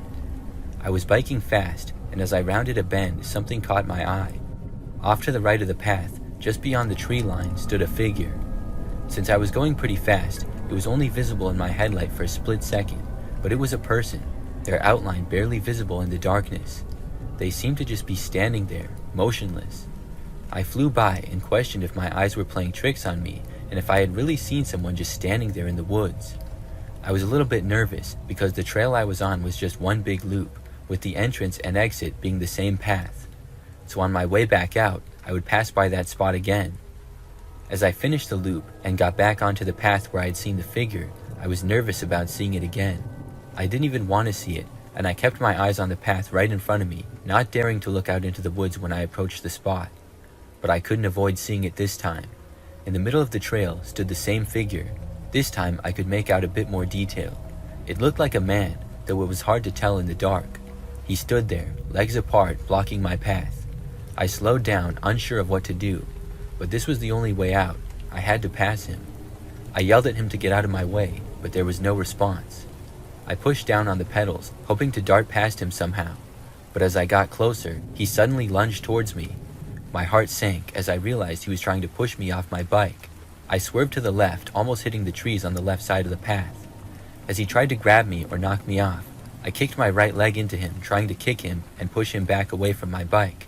I don't know if it was his shoulder or arm, but part of his body made contact with my upper body as he tried to shove me off the trail and off my bike. I'm not even sure how, maybe just crazy adrenaline, but I had managed to stay upright on my bike through all this and not hit the trees on my left as I squeezed past him. I pedaled hard, pumping my legs as fast as I could all the way back home. That night, I warned the authorities about the guy on the path and hoped that maybe he would still be there when they arrived, but I doubted it. I'm not sure if he was trying to mug me or maybe he wanted to steal my bike, but either way, he was crazy enough to try to attack me on foot while I was biking. I still bike that trail all the time, but I always have a firearm with me now just in case.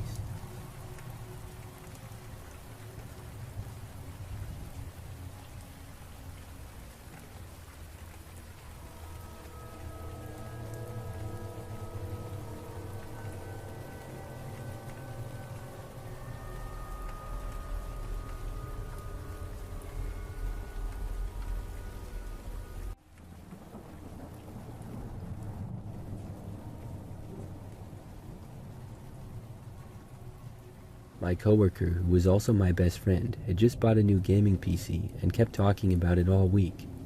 I couldn't afford anything like that, so he offered to lend me his old setup. He said I could come by and grab it whenever since I had a key to his place. It was a little after 11 p.m. one night when I walked over to his apartment to grab it. That night my friend was still working for one more hour. He lived in the next building over, maybe a 3-minute walk.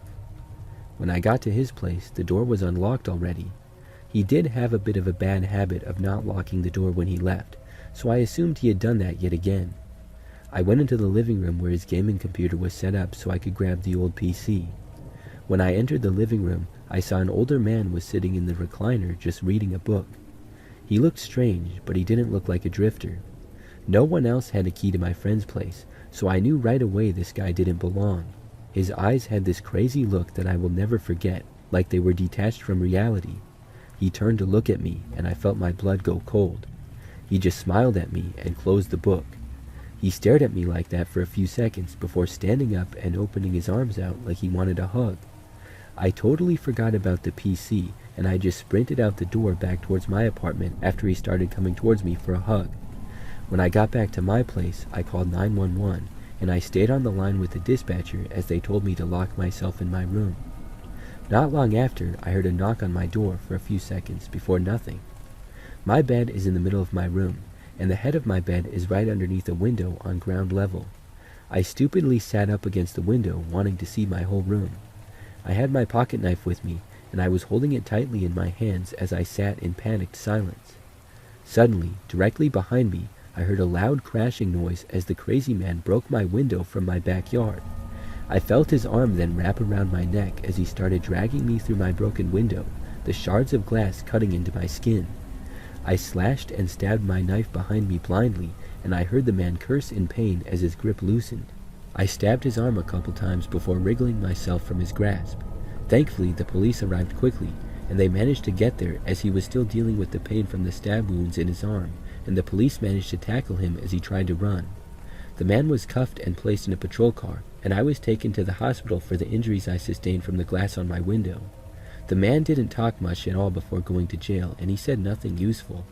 Neither me nor my best friend knew the man, but we assumed that he was there waiting for my friend to come home, and had his plan screwed up by me going to get the gaming computer.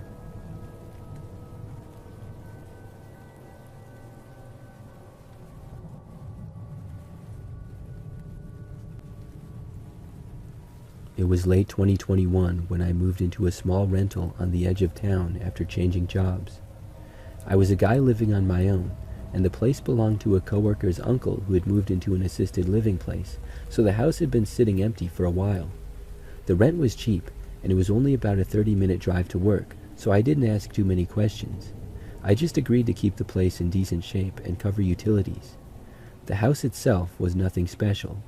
2 floors, 2 bedrooms, a small yard, and a detached garage that I didn't really use. The neighborhood was quiet, mostly older people, and there was not much traffic at night. About a week in, I noticed the side gate to the back door was open when I got home from work. I was pretty sure I had latched it that morning because I usually double-check things like that. I walked around the yard thinking maybe the wind pushed it open, even though it was one of those heavier wooden gates. Nothing else seemed off, so I closed it and didn't think too much about it. A few days later, I found it open again. This time, I was sure I had shut it properly before leaving. I checked around the yard more carefully, but didn't see anything missing or out of place. I figured maybe the latch was loose or broken, so I tied it shut with a bit of wire I found in the garage. The next morning, the wire I had used on the gate was untwisted and loose, and the gate was open again. I started thinking maybe someone was cutting through the yard for some reason and didn't know that the house was being lived in. It didn't make much sense though, since there was nothing behind the house except for another fenced property. I retied the gate, this time tighter, and left for work. That evening, I decided to check the garage since I hadn't really gone in there much. When I opened it, I noticed a couple of things had been moved around. There was an old chair that had been against the wall and was now closer to the door, and a small box of cardboard I remembered seeing in the corner was open. I started to think that there was a squatter who had been living on the property or in the garage while the place had been unattended. Maybe they didn't know I was living there now, or maybe they just didn't care. I called the owner and asked him if anybody else had access to the place. He said no, it was just me. That night, I was watching a show at 1 a.m. when I was surprised to hear the chattering of voices nearby.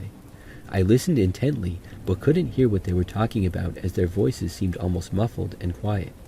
By this point, I was getting a bit unnerved, so I stopped the movie and quietly got off my sofa and walked to the front door to make sure that it was locked.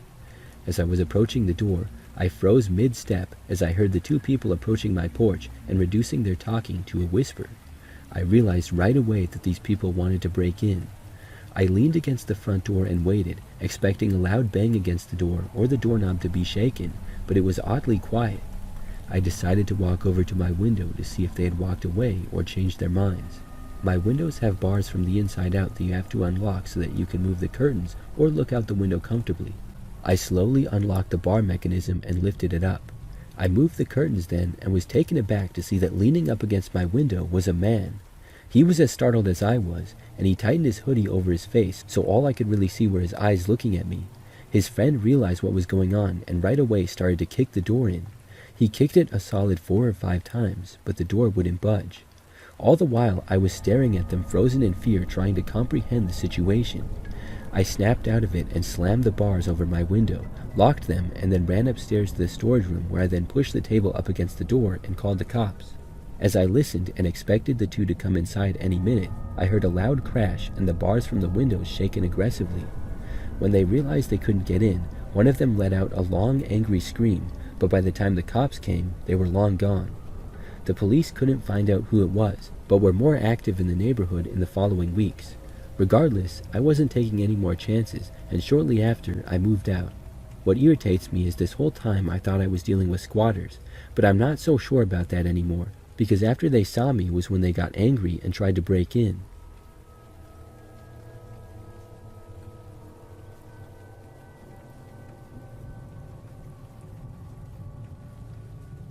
This is one of my only scary experiences. It happened when I was 13 or 14. I was on vacation in England with my parents, my uncle, and his then girlfriend. We rented an Airbnb in Oxford for 3 nights, and it was on the first day. We just got there, and the adults went out to buy groceries. I was tired from the trip, so I decided to stay in the apartment. It had 6 rooms with a hallway, a bathroom, a kitchen, the living room, and 2 bedrooms on the sides. My room had 2 beds, one next to the door, and the other on the other side of the room under the window and next to the radiator. So anyways, I was now alone in the flat, and I started watching horror stories ironically. I was listening with the headphones on, but they were low quality, so I could kind of hear through them. So eventually, about 10 to 20 minutes after my parents left, I started to hear voices. I paused the video and the voices stopped. 30 seconds later, the video was back on, and I heard voices again. So this time, I took my headphones off. I could still hear the voices. I assumed it might have been people from another flat on the same floor, but at one point they started to knock on the door and call out hello. I was alone, I was 14 years old, and I had just watched 2 compilations of horror stories in a row. There was no way I was going to answer the door, even if it was my door being knocked on. I put the video back on, but I was uneasy, so I wasn't really listening. Instead, I was focusing on the voices. Not a minute later, I heard the front door open. It couldn't be my parents. We're not native English speakers, and that accent was too good to be theirs. Even if they were playing a prank on me, it was not their voices. So I did what any reasonable paranoid 14-year-old would have done in this scenario. I grabbed my stuff that was on the bed, my phone and my daggers, since I had one that I would always take with me on trips. I hid behind the bed in a small little area between the mattress and the wall near the radiator. Then I called my dad in tears, panicked, and whisper shouting so that he would hear me, but the intruder wouldn't know that there was someone in the apartment. Meanwhile, the intruder was opening every door and checking every room for some reason. My dad said he would be back in maybe 10 minutes, and he told me to stay hidden and quiet. Eventually, he hung up, but not 2 minutes after that, the person opened the door to my room, and I prayed that he would not walk straight towards me. And of course, with my legendary luck, he walked straight towards me. So I closed my eyes, breathed in, clutched my knife and phone, and got up, shaking. If I had to go down, I would go down fighting. When I faced him, I could just see the surprise on his face. He almost jumped when he saw me. I asked with a heavy French accent, "Who are you?" He had the audacity to answer that he was the owner of the apartment. I wasn't actually mad, I was just relieved that he was not someone trying to harm me. My dad got there like 1 minute later, during which the guy and I were still standing there, side-eyeing each other in awkward silence. I cried a lot while the guy almost cried and apologized over and over again. It turns out when we arrived, the boiler had died, and my parents called him to warn him, but managed to fix it after a while. The guy then came without warning them because he wanted to check the radiators. That's why he came straight towards me when he walked into the room I was in, because I was hiding right next to the radiator. But all is well that ends well, and now it's a funny story.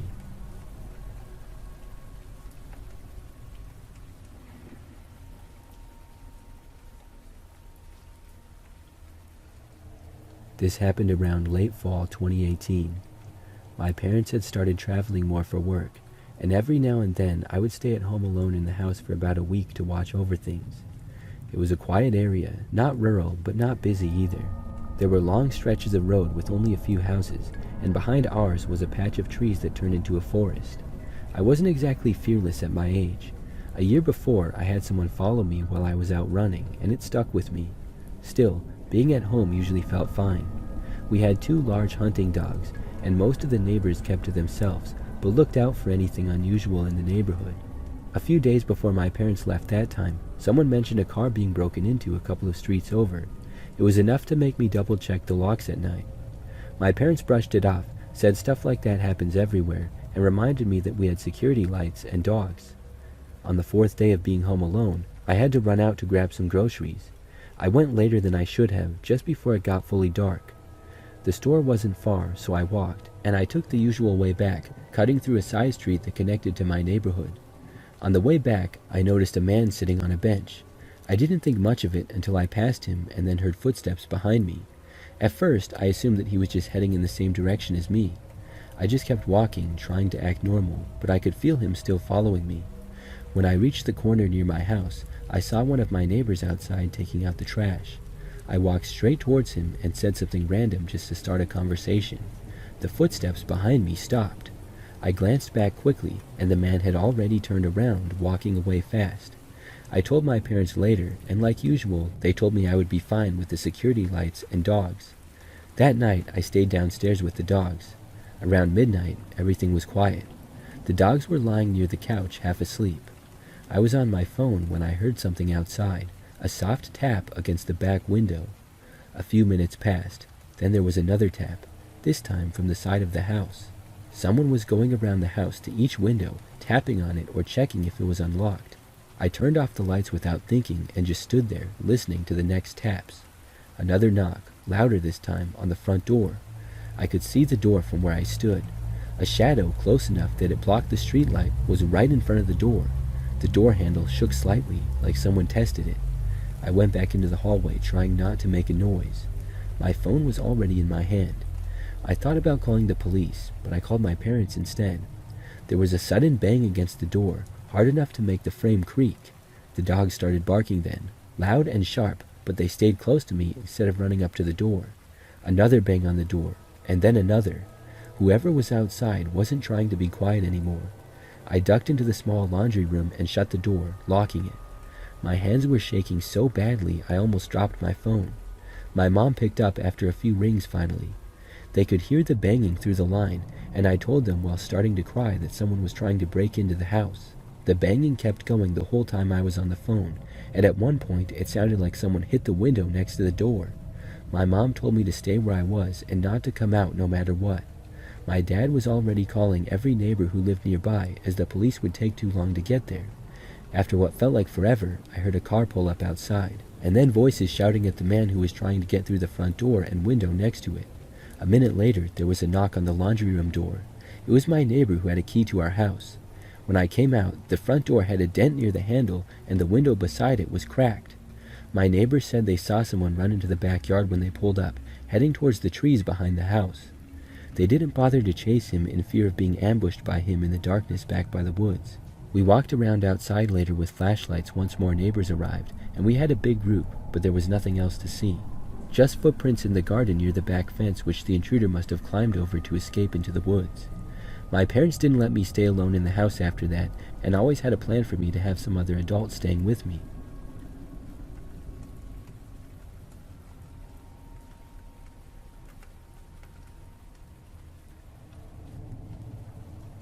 This story happened to my mother when she was in her mid-20s, sometime around 1979 or so, just a few years before she married my dad. She was living with a friend in an apartment on a shady street in Jackson, Mississippi. Her roommate was a musician, but she was out of town for the weekend and not expected to be back until the next day on Monday. On Sunday night, my mom went to bed, and she heard some rattling in the front room. She then heard the front door open. She thought that her roommate was back. However, as seconds went by, she wondered why her roommate didn't turn on the light and why she didn't say, "I'm back." Then, as she heard things moving around in the front room, she realized that she was in desperate trouble. There was one room between her and where the burglar was.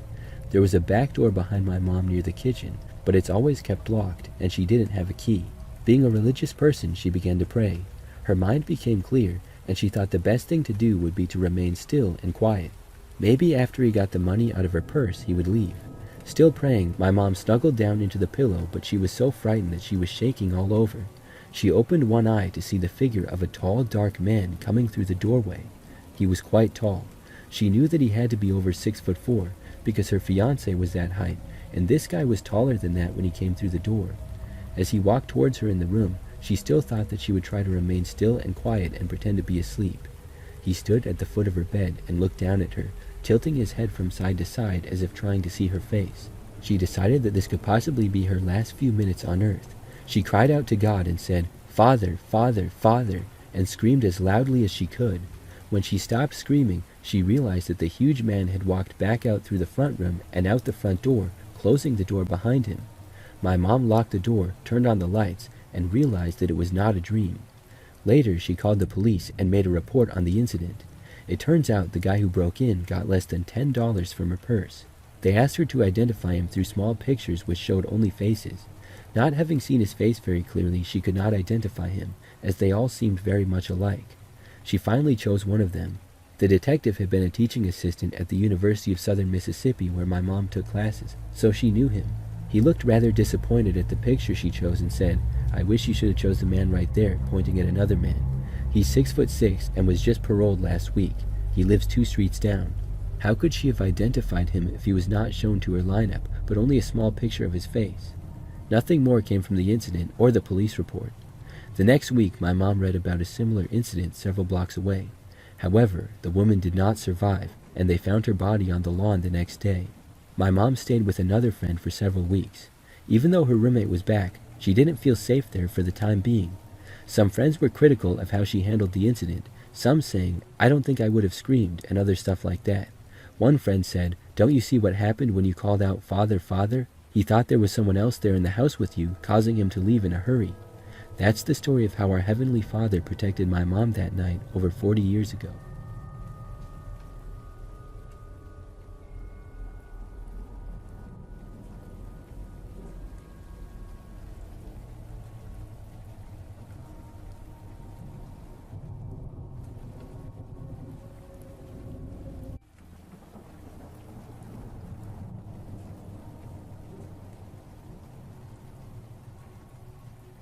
Years ago, I worked at a grocery store.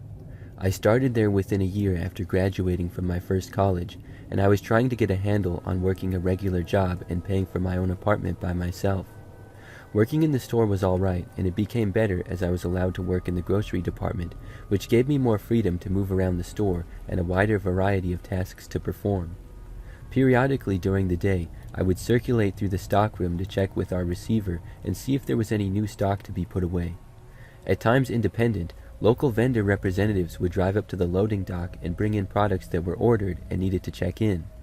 For some reason, I crossed paths with one vendor rep from a local bakery, and any time he was in the building, his attention would snap onto me. At first, I thought nothing of it.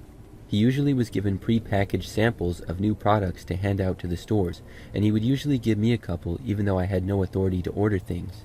I still tried them because they were free snacks. This was a trusted vendor that had been with the store for years and years, and the baked goods samples were packaged where they were made, so they were the same safety and quality as if you had gone to the store and bought the full-size products. I had no reason to be afraid, and so it continued on and off for a couple months. Eventually, the guy started asking me seemingly random questions that were dispersed far enough apart that my naive brain did not feel the need to be put on guard. He asked me things like what kind of car I drove and did I like it. He would cover his questions by adding extra explanations, such as that he was thinking of getting a used car and was asking around for information. I told him I didn't have a car, which was true. I lived within a few blocks of the store at the time. At that, the guy wrote his number and first name on a piece of paper, telling me I could call him if I ever needed a ride anywhere. I still didn't get it, and thanked him politely, though I knew I'd never take him up on that. Anywhere I needed to go, I could get to on a combination of busing and walking. I was very independent and didn't like to feel like I was inconveniencing anyone. One day I came to work as usual and went through the stockroom on the way to the time clock to punch in. The receiver rushed over and snatched me into a tight hug, telling me she was so glad I was okay. I thought she was being funny, and I asked her what for. She told me that the former vendor rep who had seemed so enamored with me had gotten a girl to get into his car with him, then he drove to her apartment. He subsequently attacked her, attempting to assault her, beat her, and then set her apartment on fire and fled the scene. Luckily, the woman he attacked was able to escape her burning apartment by climbing through a window. I became so much more wary of acquaintances and coworkers after this incident. I feel very fortunate that I had never put my trust in the guy and gone with him anywhere.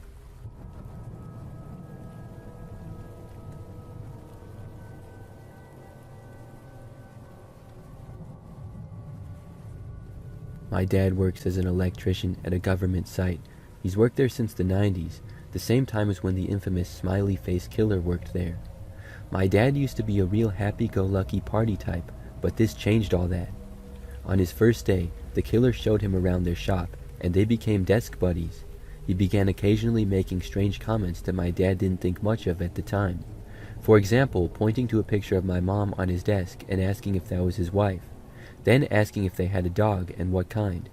Thankfully, my parents did own a big dog at the time, and he even showed him a picture of it. One day, the boss's daughter came in, and he made some comment about how she was pretty, to which my dad replied, "Nah man, she's 16. But nonetheless, my dad's a nice guy, so they would talk, and they left each other post-it notes in the office as pranks. About a year later, after my dad had started working there, a serial killer hunt was making local news, where the killer left notes with a smiley face at the end. My dad's coworker began ending their joke post-it notes with a smiley face, which my dad told him to cut it out because it was in poor taste with everything that was going on. Then in 1995, the serial killer was arrested, and of course, it was the man he had been working with for over a year. He had killed 8 women. This shook my dad, who became very protective over my mom, since she could have easily been a target if they didn't have a large dog. A few years later, when I was born, my dad got a letter at his office from his old coworker, who was now in prison serving life sentences for the murders. The letter came while my dad was on paternity leave, and the boss shredded it before my dad could read it, telling him he didn't need to know what it said, that he was already sleep-deprived and worried enough with a newborn. He hadn't received any letters from the man prior to this one, so it was strange that it came years later out of the blue and my birth. So my entire life, my dad has made me put trackers on my phone, text him when I'm out, and not allow me to have male friends over at our house or be alone with grown men. My dad says he still thinks about that note with whatever it said, showing up right when I was born, and it keeps him up at night.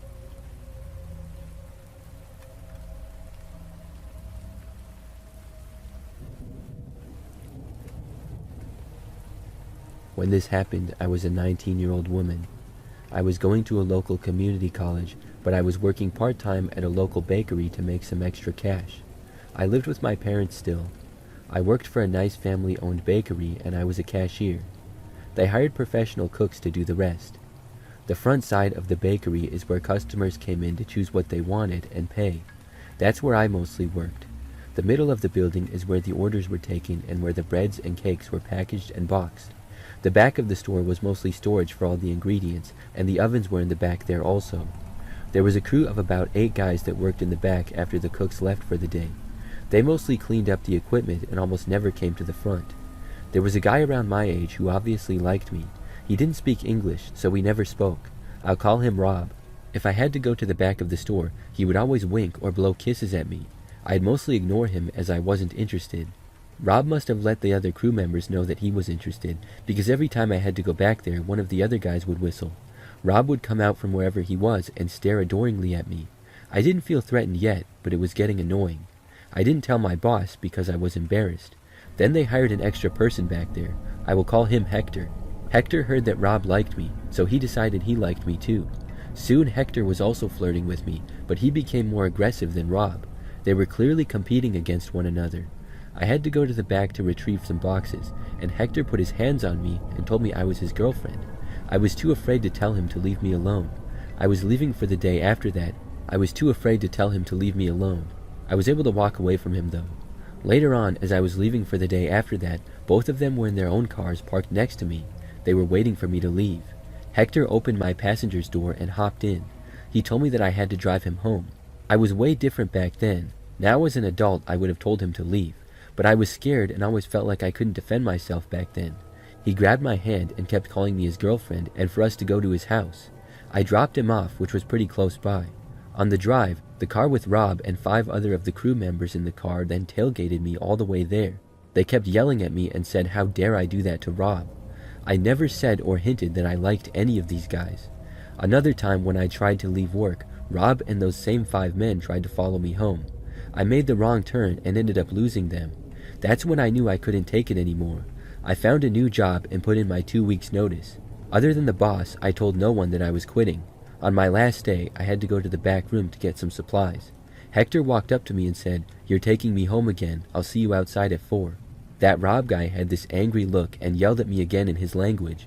That's when I knew it was about to get much worse. It was bad enough that the other coworkers tried to get tabs on me. One of them stole my phone number from the boss's office. Thankfully, they didn't find my address. My plan was that I was going to clock out right at 4 p.m. and then hopefully get out there without them catching me. I got my coat and kept it in front of the store with me so I could leave right away. Right at 4, I went to the office section and clocked out. There was no one back there. I got to the parking lot with nobody in sight and drove out of there. Later that night, Hector called my home phone asking for me. My mom told him I was moving out so he shouldn't call back. I'm glad that it stopped after that. I had to go back to the bakery a week later to get my paycheck. This was before automatic deposits where your check goes right to your bank account. One of the friends of Rob was working and saw me. He looked at me like I committed murder or something. I'm really glad that I left my job when I did, because I felt like that situation was going to get worse. I was young, and in the 90s this kind of thing was almost normal, so I didn't even report it to the police or anything like that. I would have handled it differently if that happened to me now.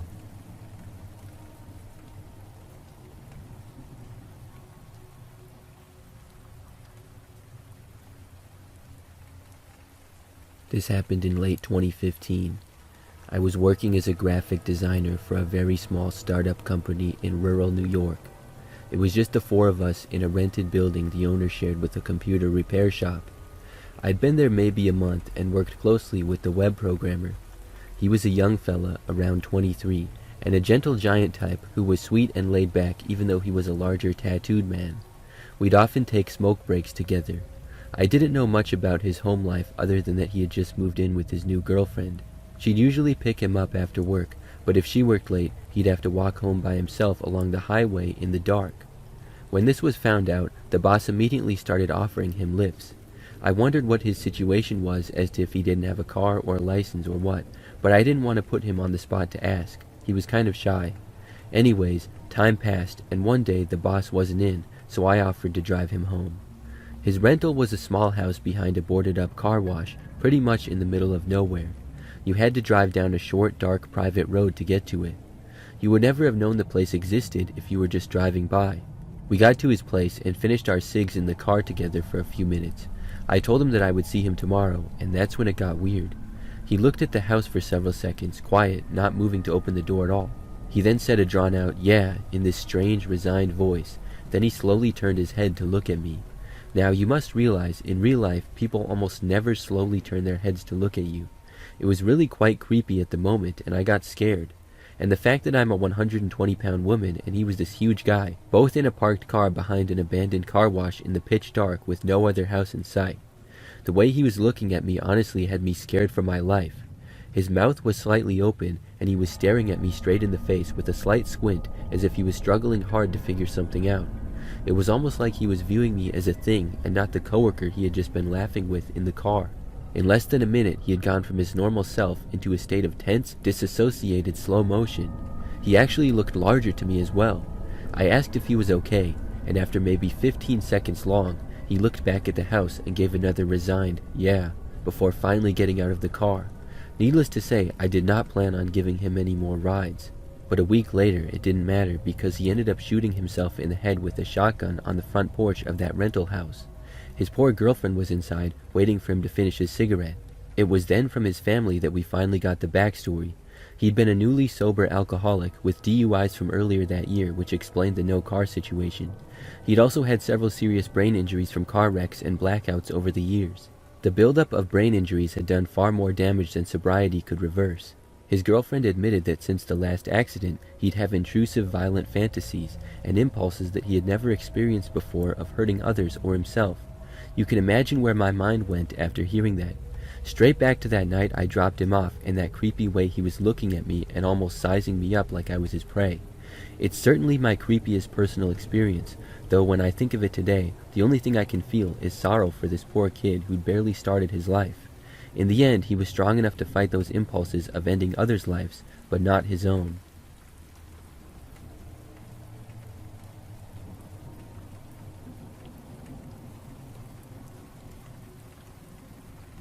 I had worked with my coworker for a little over 3 years. We worked pretty closely on some projects over the last 2 years and even sat near one another at work. One morning I showed up and saw about 10 detectives at my place of work. I was a bit startled as this was quite unusual for my area. I looked around and saw that my coworker was in handcuffs and looked quite disheveled. I walked up to the detectives, introduced myself, and let them know who I was in relation to him. I asked what was going on, and they filled me in of why he was currently being arrested. The reason he was getting arrested was a reason unrelated to me, but it was pretty disgusting what he did. Over the course of the next 3 hours, I watched as they dismantled his workstation, went through his belongings, took evidence pictures, and so on. I was pulled in and out of a room answering questions about his character, what I knew about him, and my feelings about him as a person. I told them that he gave me a weird feeling, that I've always told my husband that I wouldn't be surprised if the cops ever came looking for him. The detective on site told me that they served a search warrant at his home and were looking for any evidence. It sounded like they found more than they anticipated for and were looking to see if there was anything else unrelated to what they were currently investigating. I was asked for my name and my husband's name for confirmation for something they found. The last hour of the day, I was pulled in for the final time and advised by one of the lead detectives, who couldn't even look at me, that I needed to ensure that I was safe and protected in the event that they didn't book him into jail that day. I came to find out he had been journaling about me over the course of at least a year, saying in his journal that he wanted to be with me, but that the problem was that I was married. His journaling lined out a plan to set my husband up for cheating on me. The end of the plan resulted in my death caused by my coworker. The officer said that everything in between was very vile. It was to the point he was crying when he was telling me to make sure that I was safe at night in case they weren't allowed to book him for whatever legal reason. Thankfully, he was charged and is looking at a long time in prison, but I still think about it and it keeps me up at night. It just shows you never really know someone. Just because they're friendly at work or are an acquaintance, you don't know who they really are at home.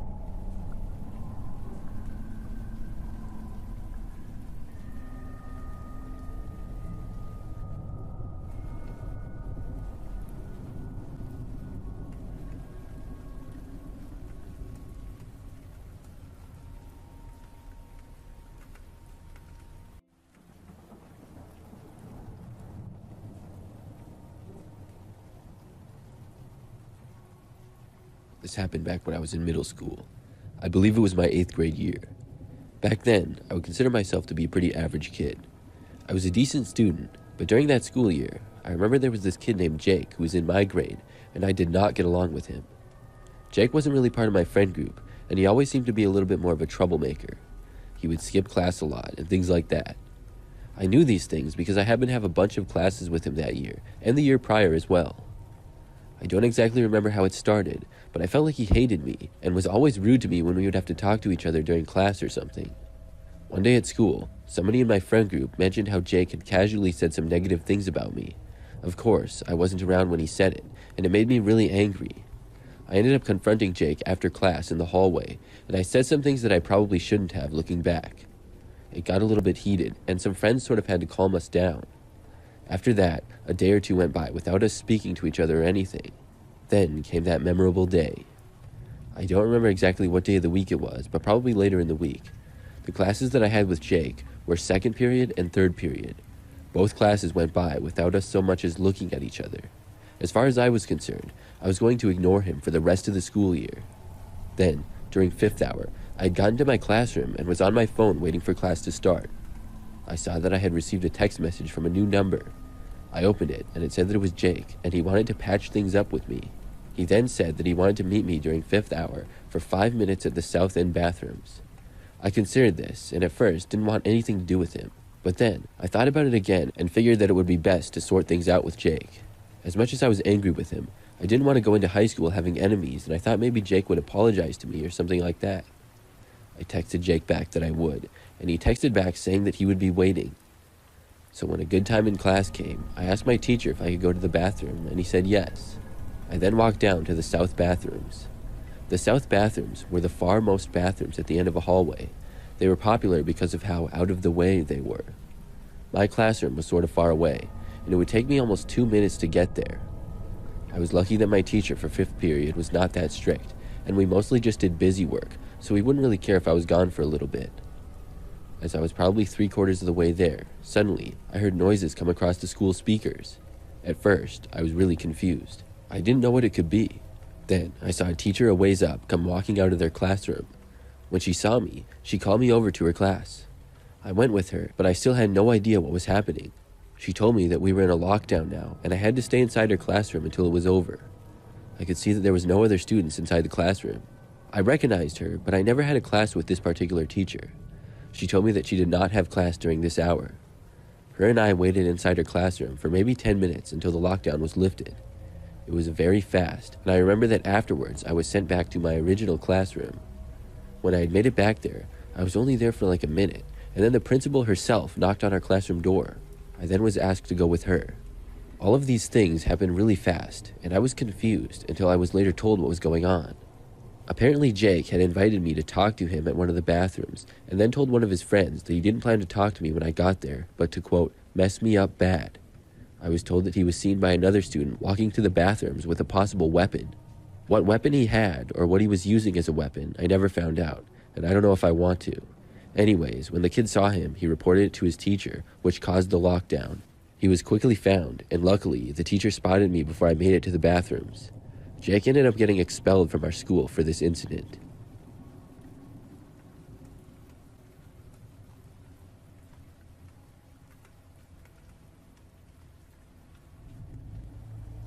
When I was in high school, some classes I liked, and some classes I really hated. One of the classes that I found especially boring was economics. Part of it was the teacher that I had. He was nice, but a really boring guy to listen to. Plus, he would often give us packets to work on instead of more interesting ways to learn. Because of this, I would occasionally go for longer bathroom breaks during class.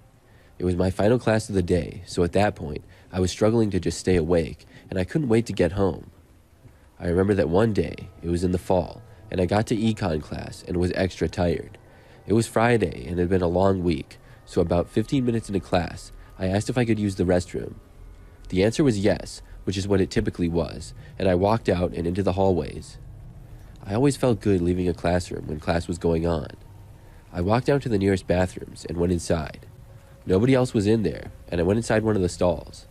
As I was in there, I took out my headphones and put them in. Then I started playing some music on my phone and scrolled through Instagram. I would say about 5 minutes later, I got up and left the bathroom. When I got out into the hallway, I paused my music and took out my headphones. Then I walked the rest of the way back to class. When I got back to my classroom, the door was locked. I tried opening it a few times and then knocked on the door. I saw my teacher, Mr. Phelps, look out at me from the window. Then he opened up the door and let me in. When I got inside, I saw everybody in the class was sitting on the floor at the back of the room. They all looked at me as I walked in. Mr. Phelps told me to sit on the floor with the rest of the students and that we were under a lockdown. When I got to the back of the class and sat down, I asked if it was a drill. The kids around me were shaking their heads and saying no. Somebody asked me if I had seen anything. I told them no and explained that I just went to the bathroom and I didn't see anything at all. We all stayed sitting on the floor in the back of the classroom for probably like 40 minutes or so. I don't know exactly how long it was, but it sure felt like a really long time. None of us knew exactly what the lockdown was for, and we didn't hear anything out in the hallway either. There were a few times when somebody asked Mr. Phelps if he knew what was going on, but he always told us no. At last, the lockdown finally ended, and we were allowed to go home. Everybody wanted to find out why we had been under a lockdown in the first place, and within a few hours, everybody knew. But it hit me harder than most. The lockdown had been caused by a suspicious man breaking into the school. He was seen very shortly after entering, and when questioned by a teacher as to who he was, he ran. That caused the school to go under a lockdown, and the authorities were called. When police arrived and searched the school, it took a while, but eventually the man was found. He was found hiding inside of the bathroom, the same one that I had been in just before. I was clueless that there even had been a lockdown going on because I had my headphones in. I'm glad that I was, though, because I probably would have been scared about it. I do wonder how long after I had left the bathroom the man got there, though.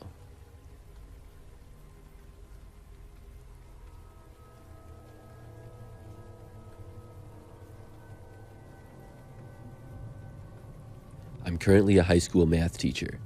This story takes place a couple of years ago. I worked at a different high school, and I won't say where it is, but I was also a math teacher at that school as well. There, school went from 7:50 a.m. to 2:40 p.m. every day. When school ended, I would stay after and grade assignments and prepare class for the next day. I never really knew exactly how long after I would stay, but usually a couple of hours. One day, I was in my classroom by myself and had just finished grading a bunch of assignments. I would guess that it was about an hour and a half after school had ended. I went down the hall and printed off some things that I needed for class the next day. Then I went back to my classroom to do a few more things.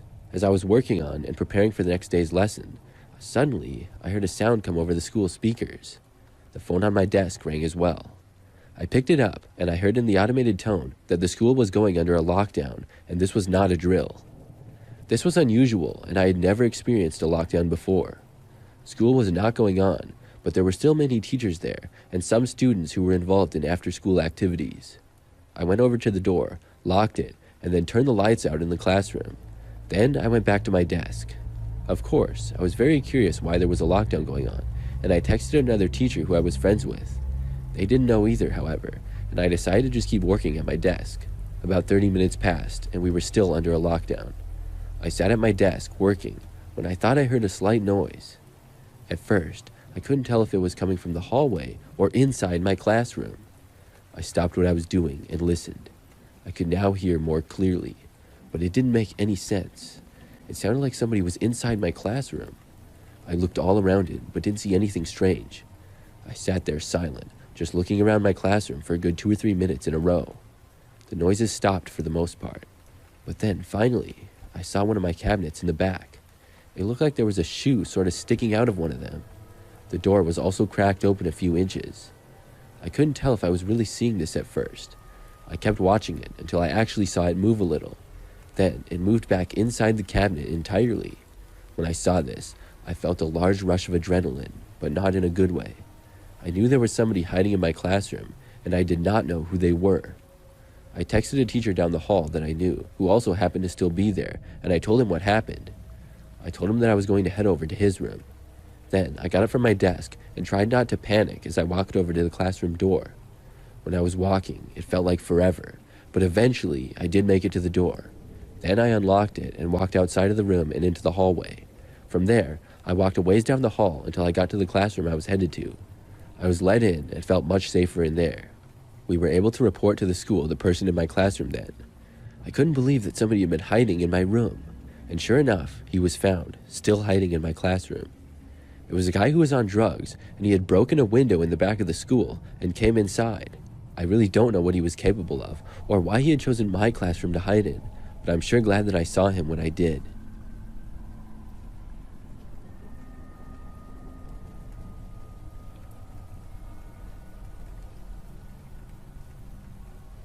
This happened many years ago when I was much younger. It was the school year, and a typical weekday for me.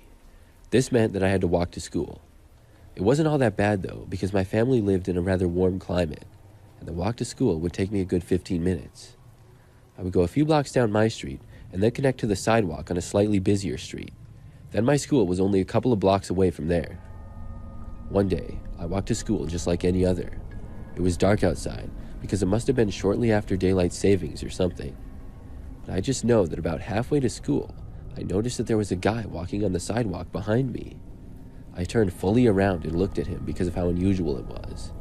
In all of my walks to school, nobody had ever walked on the sidewalk near me, except sometimes another student who lived closer. It was a pretty quiet area for the most part. This guy was rather tall and had sort of long hair.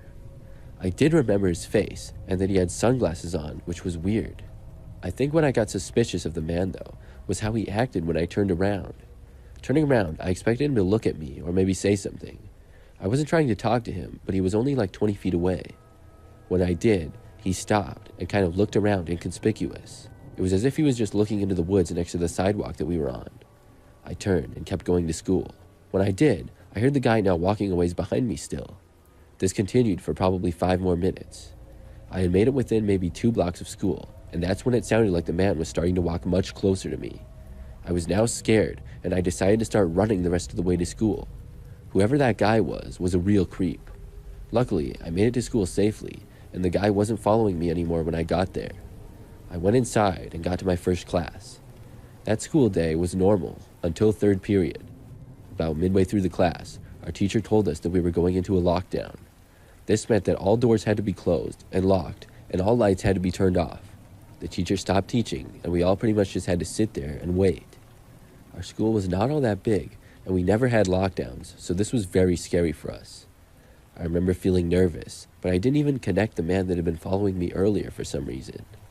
It took a long time, I think about an hour, but finally the lockdown ended. When it did, we resumed our normal classes. For the rest of that school day, it was pretty normal, but it didn't feel that way.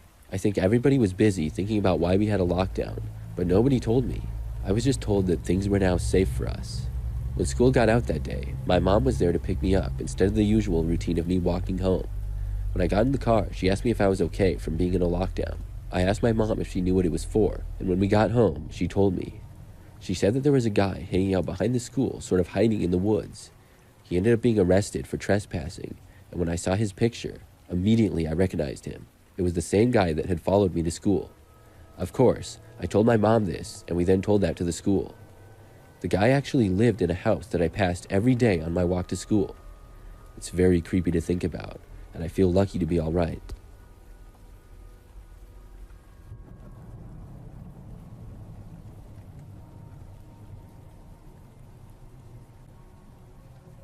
When I was in high school, during my senior year, I was a teacher's assistant for a gym class.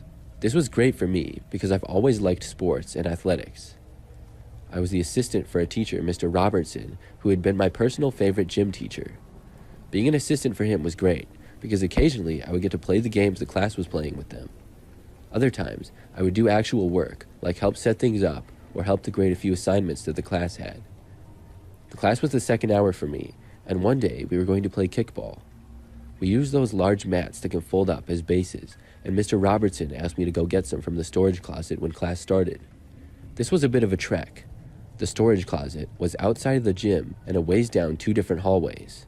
It was pretty inconvenient, but our school was sort of old, so off I went to get the 3 mats. Luckily, they had those flat carts, so you could just wheel the equipment in, and that made things a lot easier. I got to the end of the hallway, which didn't have any classrooms attached to it, and was only used for storage rooms. Then I opened the storage closet and looked inside. Once inside, I saw inside the dark, cluttered closet and turned on the light. Turning on the light switch didn't do a whole lot of good, and it was still pretty dim in there, but it was better than before. I looked around the room until I found the mats. When I went to grab them, though, I suddenly and clearly saw some random guy come out from behind a large box. This guy had long, stringy hair and a baggy, short-sleeved shirt on. I turned and ran out of the room, closing the door behind me. When I made it outside of the room, for some reason, I had it in my mind to hide in one of the other storage rooms in that hallway. Looking back, I wish I would have just ran all the way back to the gym, because I probably could have outran that guy, but it was sort of a long ways, and for whatever reason, I quickly found a storage room, got inside, and hid. I heard the door to the storage closet open like 5 seconds after I hid. I then quickly went behind some large object that I couldn't see because it was pitch black in there, and then held my breath. I was careful not to make a sound. I heard footsteps walk out into the hallway and get closer. The footsteps slowly continued walking, and then they got quieter. It sounded like they passed by the room that I was hiding in, but I couldn't quite tell. I took my phone out of my pocket and quickly turned the brightness down. Then, I attempted to text one of my friends what was going on, but I had no signal in there. I wanted to leave, but I had absolutely no idea where the guy was now. I sat there waiting and trying to hear some kind of noise to indicate where this guy was. However, I wasn't hearing anything at all. I thought about going back to class, but every time that I did, I just kept picturing the guy waiting right outside the door for me. The real problem was that I had no way of contacting anybody to tell them what was going on. I stayed there. I don't know how long I was there, but eventually I heard over the intercom outside in the hallway that there was a lockdown going on. I figured somebody must have seen that guy, but was he far away from me now, or was he still right over here? I was banking on him being far away, and I decided that I could leave now. I got up from my hiding spot and took a few steps towards the door. But literally right when I was about to open it, I heard footsteps coming my way. I didn't know whose they were, but given the fact that the school was under a lockdown, I figured it was that guy again. I stopped where I was and tried to be silent. The footsteps walked closer and closer at a fast and steady pace. Eventually, they reached me, but passed by the room that I was in. I was pretty scared at that time, and I did not want to leave anymore. I slowly and quietly made my way back into my hiding place. Some time went by before I once again heard footsteps. They were coming from the same direction that the guy had came from before. This time, the footsteps got right outside the room that I was in, and then it opened. Light poured into the room, and I saw a police officer stood in the doorway. I was really glad to see him, and I ran out of the room. He told me that they knew where the other guy was hiding, and that I didn't have to worry about it anymore. I was returned to my class, who was locked down inside the gym. The guy was caught a short time later.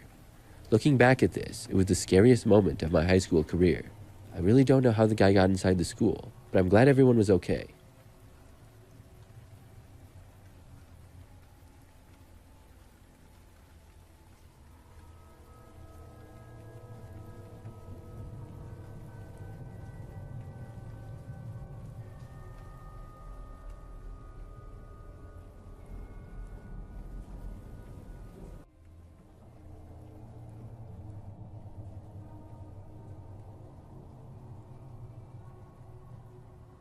Back when I was in college, I went to Florida one year for spring break with a few of my friends.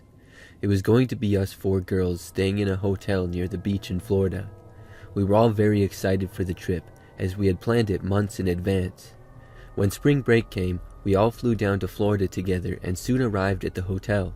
It was a pretty nice place, not fancy or anything, but was overall nice. We were up on the 5th floor, and the hotel was just a few blocks from the beach. For the story, I'm just going to give my friends very basic names, Jenna, Sarah, and Anna. So we had a large room for the 4 of us all to stay in, and it had plenty of space as there were sort of 2 rooms in it. There was a sort of living room area and then a bedroom and bathroom. It wasn't massive, but it was pretty nice. The first day there after arriving, we went out and did some fun stuff and had a good time. The second day was great as well. However, that night is when the story really starts. So I remember that Jenna said she was leaving to get something, I can't remember what, but she said she would be right back. Maybe it was another towel from the front desk or something like that. Anyways, she said she would be back soon and then she left out the front door. Probably like 2 minutes later, there was a knock at the door. I had realized that Jenna probably had forgotten a key to the room and she was knocking to get back in. Anna asked who was there, and I told her probably Jenna. So Anna, who was closer to the door, just walked over and opened it without even looking.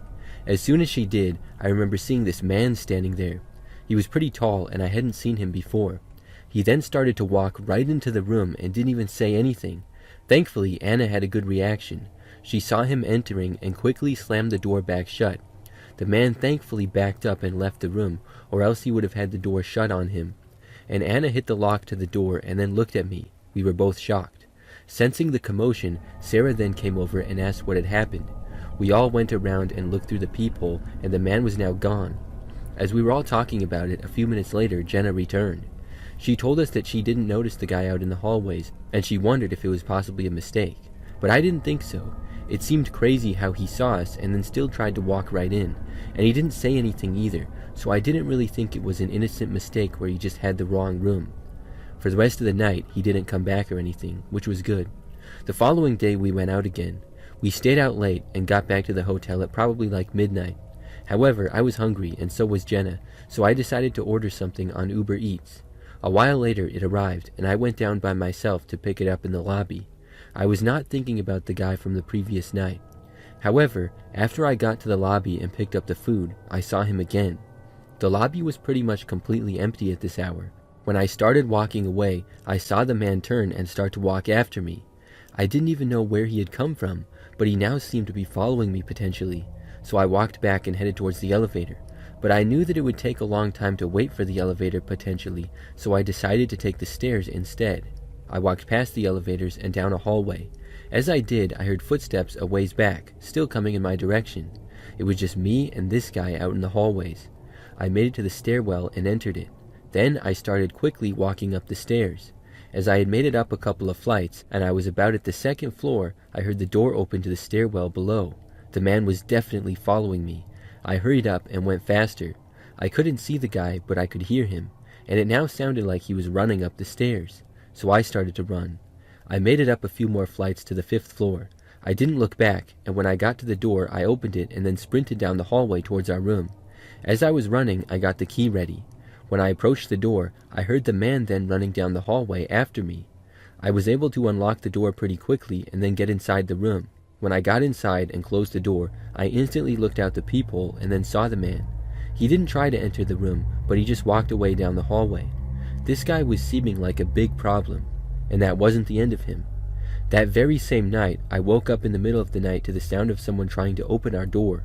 I knew it was the same man. But it was more than trying to open the door. It sounded like maybe he was trying to pick the lock or something. I instantly got up and ran to the door and saw him there through the peephole. Then I called 911 and woke everybody up. I also called the front desk. Thankfully, an employee from the hotel came up to our floor pretty quick. This scared the man off and caused him to run away. By the time the cops got there, he was gone though.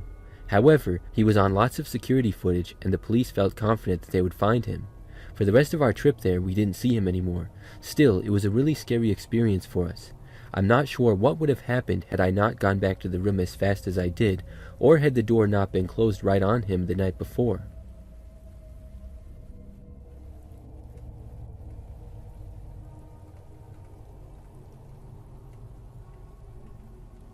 When I was in college one year, I decided to drive and visit a friend for spring break. We both had spring break at the same time. My friend attended a school that was about a 5-hour drive away from mine, but neither of us had any plans, and her college was larger and in a city with more things to do, so we made plans for me to stay there. She also had space at her apartment, which was nice. So I packed up a few things for the week and left my campus after classes and was going to do the whole drive that same night. My last class got out sometime in the afternoon, and so I was hoping to arrive by maybe 9 or 10 p.m. that night or so. The first part of the drive there was kind of a lot of traffic, but once I really got out there on the highway and it got past about 6 p.m., things started going really smooth. After driving for a really long time, I was out there kind of in the middle of nowhere. I stopped right off the highway at a rest stop to use the bathroom and also get some gas. When I went there, I was not there for a very long time. Something weird happened though when I left. I was inside the building and came back to find a car parked right next to mine when there hadn't been one there before. In fact, it wasn't that busy and there hadn't been any cars on either side of me for several spaces. This was not the weird thing though. When I got back in my car, as soon as I left, the car left as well.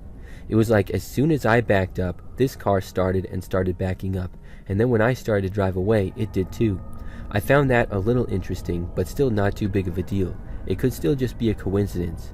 So I left and got back out onto the highway, and the other car was behind me. It was probably like 20 minutes later when the car was still behind me that I started to think it was really weird and potentially suspicious, because I hadn't been in the same lane the whole time. I had passed a few people and stuff. I just had the thought that maybe the car was following me, so I decided to slow down and see. I was already in the right lane, and I went down to slightly below the speed limit. I expected the other car to pass me, and most normal ones would, but it did not. Instead, the car just slowed down with me and continued to follow. I was getting paranoid, so I decided to take the next exit, and I did. I made a random turn, not even knowing where I was. I was still about an hour from my friend's college. The car made the turn too. And then I had the brilliant thought to drive to a police station. I had to look one up on my phone, but there was one about 10 minutes away. So I put in the directions and then I drove there, and the car followed me the entire time. The car even pulled into the police station parking lot after me, but then it continued to drive through the lot and then left. When I saw the car go, I was relieved, and I didn't bother to go in and report it or anything, although I should have. Instead, I waited there for a couple of minutes and then I left and continued to my friend's place, confident that I had lost the person who had been following me. When I was driving the rest of the way, it seemed to go well. Eventually, I reached the exit of the highway for my friend's college, and a short time later, I arrived. I parked in the parking lot to her apartment building, and then she let me inside. Her place was on the 4th floor of the building. I remember that minutes after arriving, I happened to look out the window, and I noticed a car driving through the parking lot. It looked like the same make and model of the car that had been following me. The same color, too. I remember thinking to myself, that's a coincidence. But then I looked to the car, and the more I looked at it, the more I thought that maybe it was the same person. The car was just slowly driving around the parking lot. Then I saw it park in a space. I told my friend about what had happened, and we watched from the window. After parking, nobody got out of the vehicle. We watched for a while. Maybe 5 minutes later, a man finally got out. He then walked through the parking lot to the apartment front doors. However, he could not get in because they were locked, and he clearly didn't live there. The guy then just stood around the doors. My friend then yelled at the man from the window. She said if he didn't leave now, she was calling the cops. He looked up, and I quickly jumped back and out of the way so he wouldn't see me. I heard the man say something back, but I couldn't tell what he said, and neither could my friend. But surprisingly after that, the man walked away and left. I have no idea if he knew where I was going or was able to continue following me, because I'm not sure how he knew to go there. After that, I didn't see him again though. Still, it's absolutely crazy how he followed me for over an hour driving. And I will admit, after I thought I lost him, I didn't pay that close of attention to my surroundings. But I thought that I would have noticed if he was still following me, but I guess not.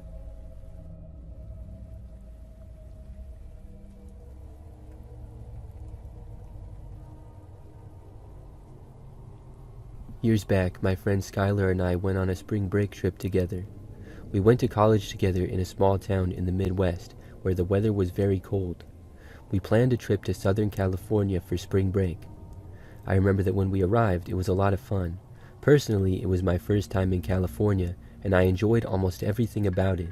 There were some good beaches where we went, and it was just nice to be in sunny, warm weather and not doing school. A few days into the trip, and I remember that Skylar and I were on the beach getting a tan. Seemingly out of nowhere, this woman came up to us. She appeared very well put together, possibly wealthy, and invited us to a party that night. It might sound weird, and she mainly spoke with Skylar, not me, but she asked us where we were from and talked a little. She then invited us, saying it was an exclusive party and they were inviting people who seemed to fit the vibe. She then said that there would be over 100 people there and there was going to be free drinks and it would be a lot of fun. Taking her word for it, we decided to go. Us being young college girls, we thought that maybe there would be a celebrity there or something. Plus, the woman seemed legitimate, like the party she had something to do with would be upscale. She even gave us a small laminated business card with the date, time, and address. So we went back to our hotel, and then that night at the correct time took an Uber to the address. It was almost 30 minutes away. We arrived and the address was hard to find. I'm not sure exactly where it was looking back because I don't remember exactly and I don't have the card, but basically it was in an area with tons of buildings and streets. We walked down a sidewalk a little bit to find the place. Eventually we had to walk down this sort of back alleyway. It was dark out and we were starting to question the whole thing. However, we then saw this door open. It looked like the door had come out of the backside of a garage or something, and that garage appeared to connect with a larger building. The buildings around there were hard to describe. Some of them looked like houses, some of them I couldn't really tell what they were, but many of them were modern. When the door opened, this man wearing sunglasses waved us to go inside, so we walked over and entered the building. When we got in though, the man quickly walked away. He went through this other doorway and didn't say anything at all. Then he shut the door behind him before we could even get close to it. And meanwhile, as soon as we got inside, it was pitch dark in there. You could barely see a thing. We couldn't tell exactly where we were, but it seemed like a sort of lobby room or maybe like just an entrance room. But once the man had left this room, it was now entirely dark, so you literally could not see a thing at all. The door that we had entered through closed as well. We tried to get to the door the man had gone through, but now couldn't find it because we couldn't see. Eventually, we did get to it, but it was locked. We took out our phones and put our flashlights on. It revealed that we were in this very small room, probably about 20 feet long and 10 feet wide. It was still hard to see even with the flashlights, and the walls were this black carpet material and the ceiling was dark colored too. Even the doorways had the same wall as the rest of it with the carpet material, so it was really hard to tell where the doors even were because they were basically hidden and blended into the walls. We had just barely located the handle. We tried knocking on that door, but nothing happened. We tried yelling as well, but got no response. By this point, we were sketched out and decided to just leave. The card had no number on it or contact on it. It simply said the date, time, and address, which I think we were at. We felt around the wall for the handle of the door to leave, but when we finally did find it, that seemed like it was locked too. The floor was also this black carpet as well. It was really strange. We started to panic and began yelling and banging on the walls. It felt like we were locked in there. Also, our phones had no signal in there. It was like the room was blocking it. Both of us kept banging on the door to get out, yelling and fiddling with the handle trying to open it. Eventually, out of nowhere, after like 5 minutes of this, it just opened suddenly. We both went back out into the alleyway. It was almost like the door had been locked and somebody had unlocked it. I'm not sure what happened, but when we got back out, we ran out of there to a busier street. We then took an Uber back to the hotel. We never reported it or anything. I wasn't even sure where it was. Unfortunately, we dropped the card at some point in either the room or maybe the street, so we really had no evidence or anything. I still don't know what was going on there, but it was really weird, and I'm glad we got out when we did.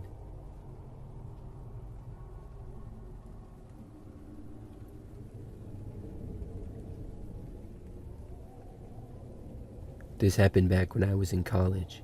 I went to a university a few hours from my parents' house, and I lived there. For spring break one year, I didn't have any plans but to go back home and hang out.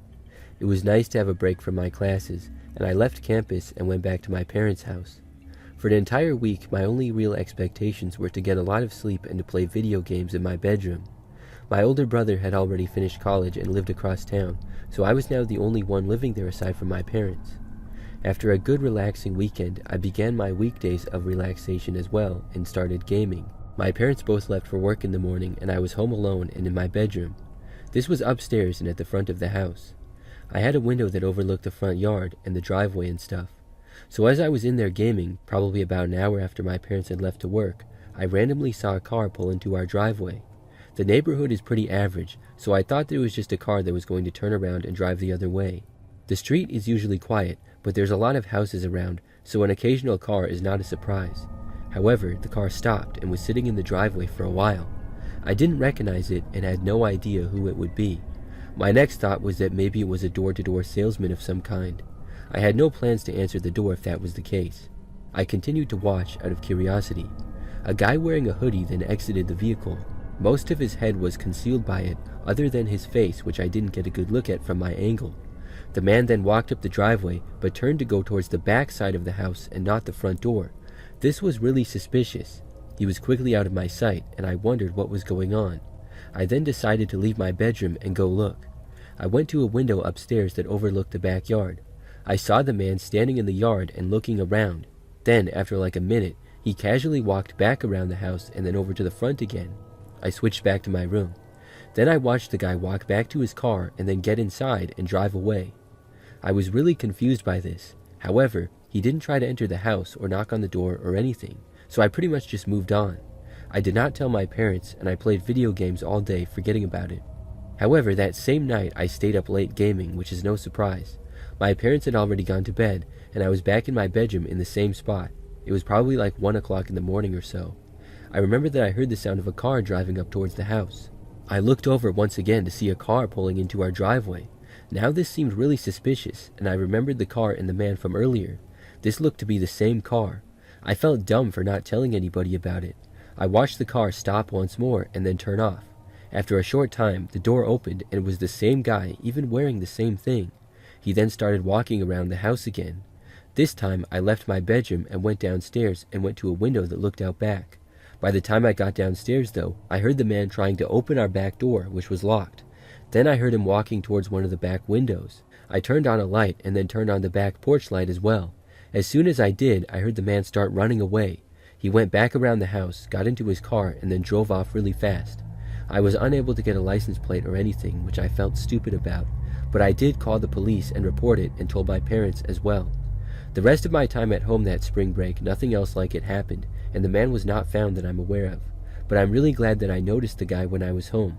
If I had not been there, he may have been able to break into the house without my parents knowing. The first time he went there must have been scoping it out, but the way he did made it seem like he had been there before. Perhaps when I was gone at college he did. Maybe he knew my parents were both gone at work and didn't take me into account. I'm not really sure, but I'm just glad that he left when I turned on the lights.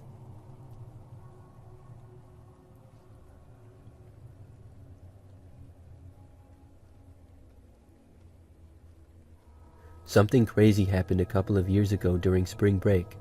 My friend Emily and I went to the beach for spring break. We're not from an area that had beaches at all, so this was a great experience. We went to the ocean literally every day and had a great time there. There was also a lot of other people there, with it being spring break time for many schools. One of the days, after laying out on the beach for a long time, Emily and I left, but then realized that I forgot my phone at the beach. I'm not sure how exactly that happened. I think I just didn't see it and forgot. So when we were at our hotel, I realized, and then we went back to the beach and tried to find it.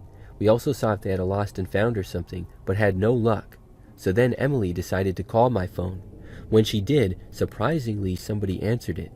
My phone did not have a passcode at the time for some reason, so you could just go on it. After answering the phone, Emily asked who it was, but there was no answer. She told whoever was there that they had my phone, but the person still said nothing. Still, somebody had to be on the other line for them to answer. We heard nothing at all from them. Then, after maybe 30 seconds, they hung up. We tried calling back, but had no luck with that. Whoever had the phone didn't answer. So at that point, I felt bad about it and figured that I should just get a new phone somewhere the next day. We tried calling back again later, and Emily sent a text as well asking them to return the phone, but there was no response to anything. We went to bed that night and hoped for the best. However, in the middle of the night, I remember waking up. As soon as I did, I heard the distinct sound of somebody trying to open the hotel room door from the outside. I was instantly wide awake. I got up and walked over to the door and looked through the peephole. There was a random guy standing there who I didn't know. He then knocked on the door, and I saw him holding my phone in his hand, at least it appeared to be my phone. Had he come to return it? The guy looked sketchy, and I didn't think Emily had given out our address or anything, so how was he here? I decided to take a chance. I yelled from the other side of the door, "Is that my phone?" The man looked up suddenly like he was surprised, but he didn't say anything. I told him that he could just put it on the ground. I was nervous to open the door. He still did not say anything, and he did not put the phone on the ground. I asked him if he wanted money. He still said nothing. I almost opened the door, but thought better of it. By now, Emily had woke up and came over to see. This guy was being really weird. I wanted my phone, but he wasn't communicating at all. Then the man finally spoke. He said to let him in and he would give the phone back. I made up a random excuse on the spot to try to get him to not come in. I said, "My dad is sleeping in here. I don't want to wake him up." As soon as I said that, the man turned around and just started walking away.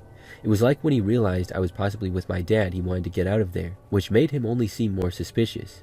After that, he was gone. However, Emily looked on her Snapchat and saw that my location was shown as being there at the hotel, so that meant that the man was on the app. I thought that he would not give me the phone back. However, the following day there was a text back to Emily. It appeared as though a new person had the phone.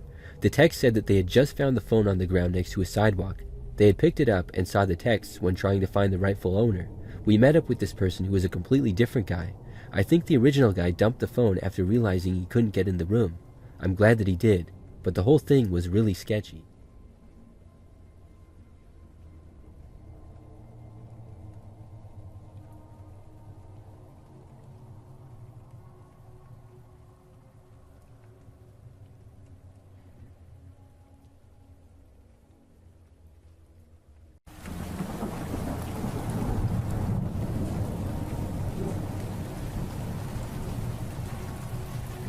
I'm a female. I work a pretty standard job in an office 5 days a week. One thing I really like to do, though, is cook.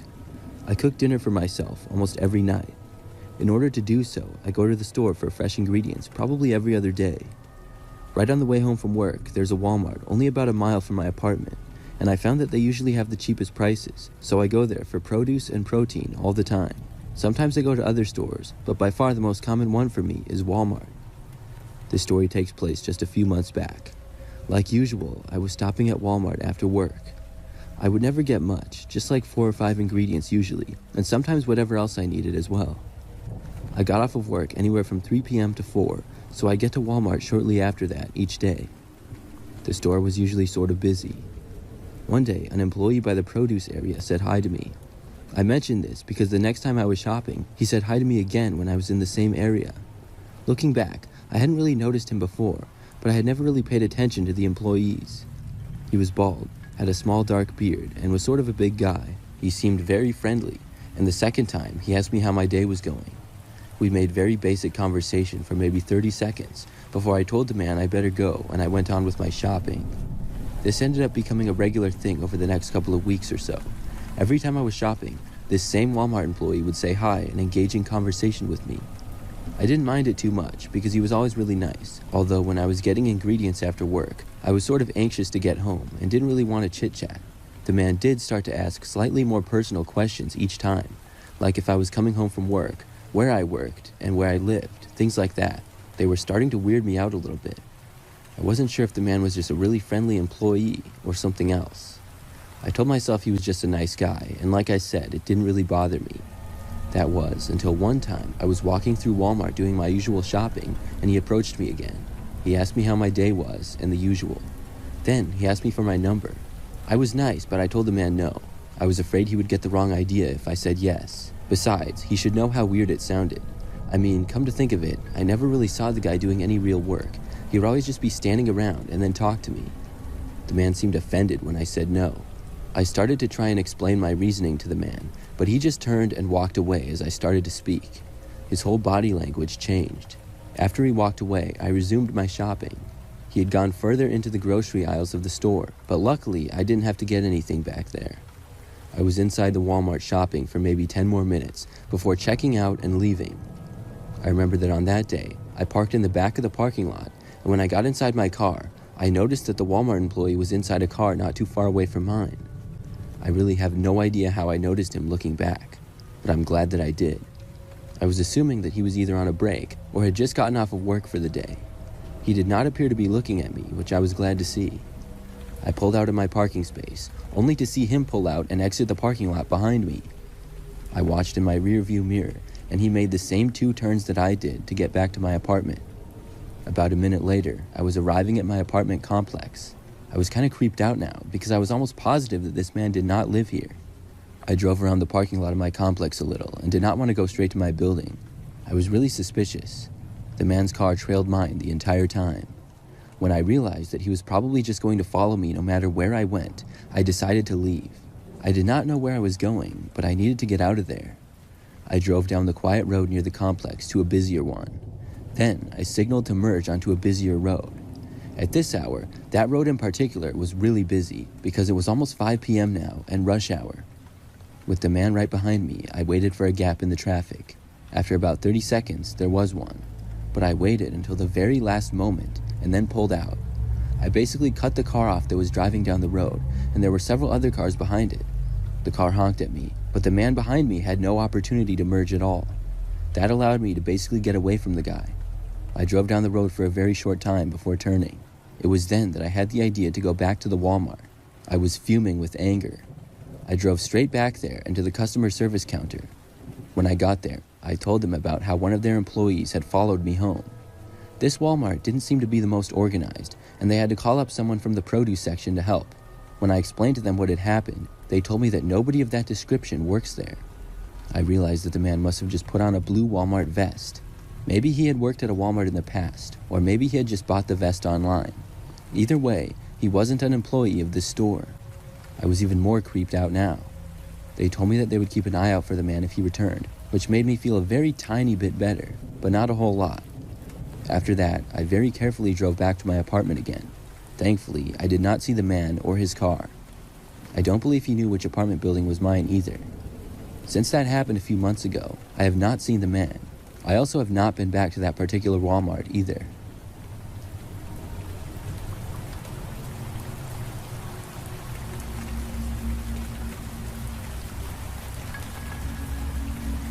This happened last year. I was shopping at my local Walmart, just doing some typical shopping on a random weeknight. The store was pretty quiet, and it was probably like 8 or 9 p.m. I had been in the store for about 15 minutes or so, and I was in the aisle where they have the fitness items. I was looking at one of those massage guns. I wasn't planning on buying one that day, or even buying one at Walmart, but I had been considering getting one. When I walked by, I noticed it and stopped to read the box. I was in the aisle looking at it for a few minutes, and when I was doing so, I remember hearing some voices in the next aisle over. It happened to be a toy aisle, and this was at sort of the back corner of the store. I heard a man's voice, and then the voice of a child.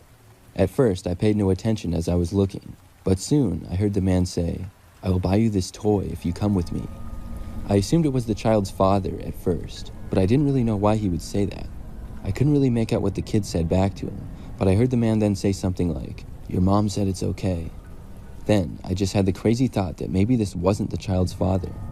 The man started saying, "Come on, let's go," a couple of times. I heard him starting to walk to the end of the aisle. I just had a really bad feeling about it.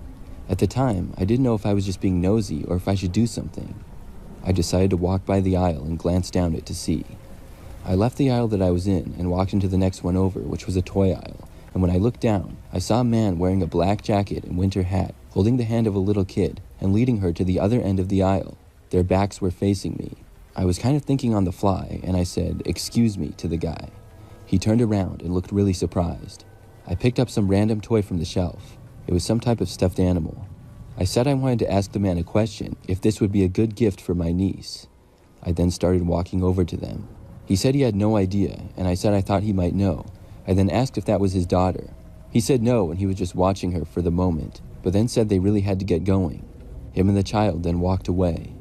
I really wasn't sure if I should believe him or not. Maybe I was making too much of it. I realized it probably was a reasonable explanation, and I turned and started to walk into the opposite direction. I was telling myself that nothing was wrong, and I was just paranoid. But I'm not even kidding. About 30 seconds later, I heard a woman's voice calling out a name. For this story, let's just say the name was Sarah. The woman was calling out Sarah, not really loud, but enough for people in the aisles nearby to hear, including me. I walked towards the voice and found the woman a few aisles down and more towards the center of the store. When I reached her, I asked if Sarah was her daughter. She looked concerned and said yes. I had a terrible feeling, and I said that I might have seen her daughter with a man and I thought they might be leaving. We both started sprinting towards the front of the store. The good thing is that this was probably less than a minute since I had seen the man. When we made it to the front of the store, we saw the man and the child at the self-checkouts area. He was buying one of the toys for her. The girl's mother started shouting, and the man claimed he was just trying to be nice and buy the toy for the girl, but he quickly tried to run away after realizing nobody would believe that. He ran out the door and was able to momentarily get away. I was just happy that the girl was okay and back with her mother. It turned out that the girl had wandered off from her mother to look at toys while her mom was shopping in another area of the store. The mother had believed that her child was nearby, but had actually wandered off much further. I also found out that the guy was located not long after this at all.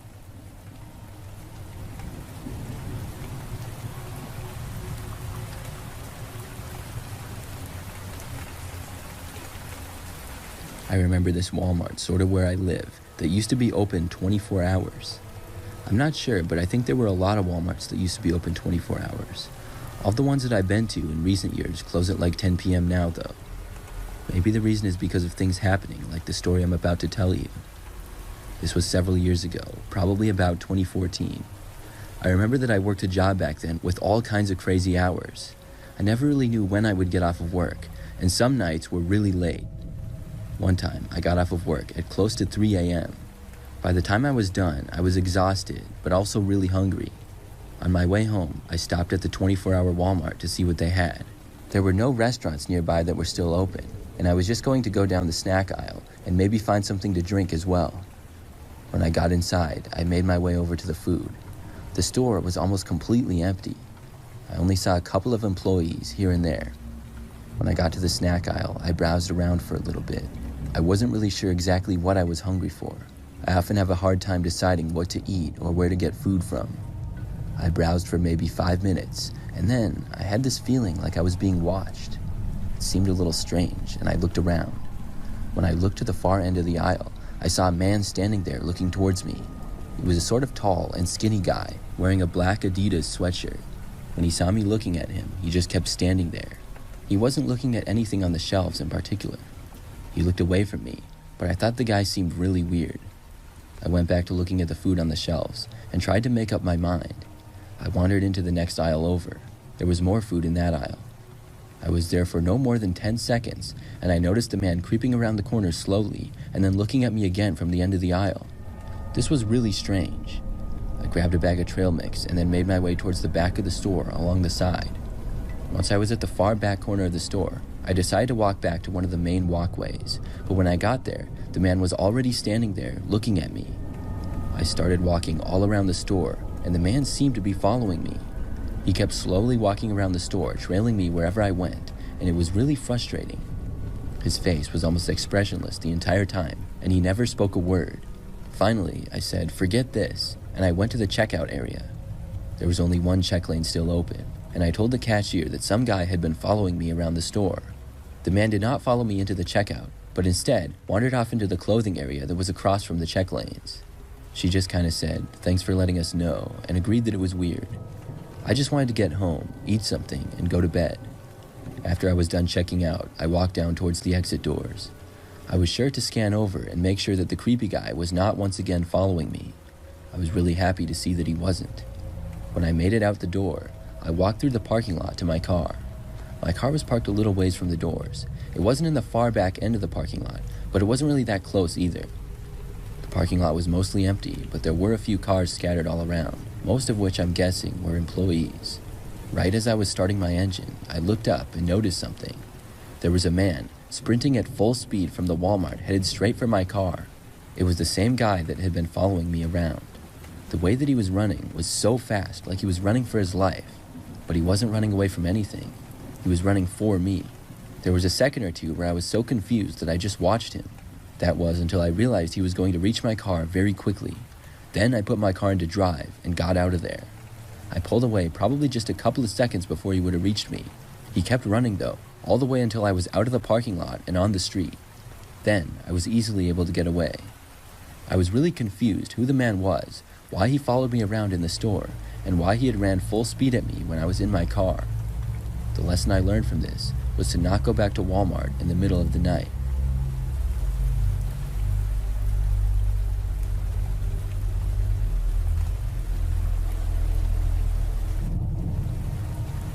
I'm a female, and this story took place about 4 years ago. I was at Walmart shopping. Back then, I went there all the time. On this day, I was only getting like 2 or 3 things. It was nighttime. The store was somewhat busy though. I was able to find what I needed pretty easily, and I spent a total of maybe 10 minutes inside the store. At one point though, a man came up seemingly out of nowhere and introduced himself to me. He was about 5'8" and had grayish hair. He asked me my name and what I was shopping for. I saw that he didn't work there, and he came across to me as a little strange. I spoke with the man for maybe a minute, but I told him that I had to leave. He was sort of creeping me out. When I walked away, I headed straight for the checkouts, and when I got there, I saw that there was only 2 other people in the self-checkout area that had maybe 6 registers. I went to one and began scanning my items. That's when I saw the man again. It looked as though he had followed me all the way from the aisle we were in together, and that aisle was on the whole other end of the store. When he got to the self-checkouts, he did not go to an open one. Instead, he walked straight up to me. Then, he offered to pay for my items that I was getting. I told the man no thanks, and I asked him why he wanted to do that. He said he was just trying to be nice, and I said thanks, but I would buy it for myself. Then the man walked away. But he wasn't buying anything at all. He just seemed to walk out and leave the store. I finished checking out and then walked away to leave. When I got outside, the first thing I saw was the man standing there. He said hi to me once again. It scared me, but I said hi. The man asked if I wanted to come over to his house. It was really awkward. I told him sorry but no, and I started walking away.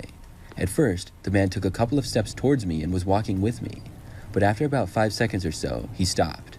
He did not continue to follow me, and I got to my car and drove home. This experience was creepy, and should have been enough for me to not go back to that Walmart, but I thought it wasn't that big of a deal. So this guy was a bit of a creep. So what? I continued to go back to that Walmart. I went there several more times with no problems. Probably about a month after this had happened though, I was shopping at the same Walmart once again. I was doing some typical grocery shopping, and it was like 8 p.m. I was in one of the first food aisles of the store, and I noticed the man was there again. When I first saw him, I recognized him, but I'd actually forgotten about what had happened. I didn't know where I had seen him before at first, and it took my brain about 5 seconds to remember. When I did, I knew I needed to get out of there. As I was starting to walk away, I saw him look up and notice me. I left the aisle and walked as far away from him as I could to the complete other end of the store. I still had a couple of more things to get in the grocery department, but I wanted to wait until the man was gone. Running into him again was something I needed to avoid doing. In the meantime, I started just looking around at random items on the side of the store that I was now on. There were far less shoppers over there, and it was quiet. I slowly walked down a few aisles, just kind of taking my time. As I was doing so, I noticed the man again.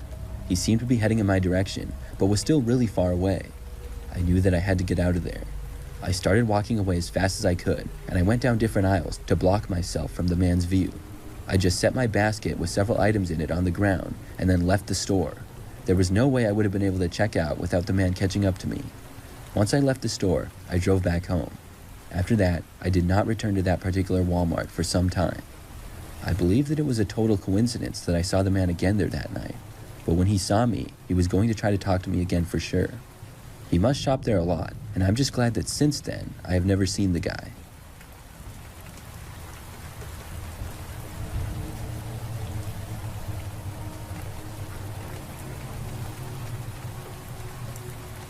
I used to work at a Walmart a couple of years ago.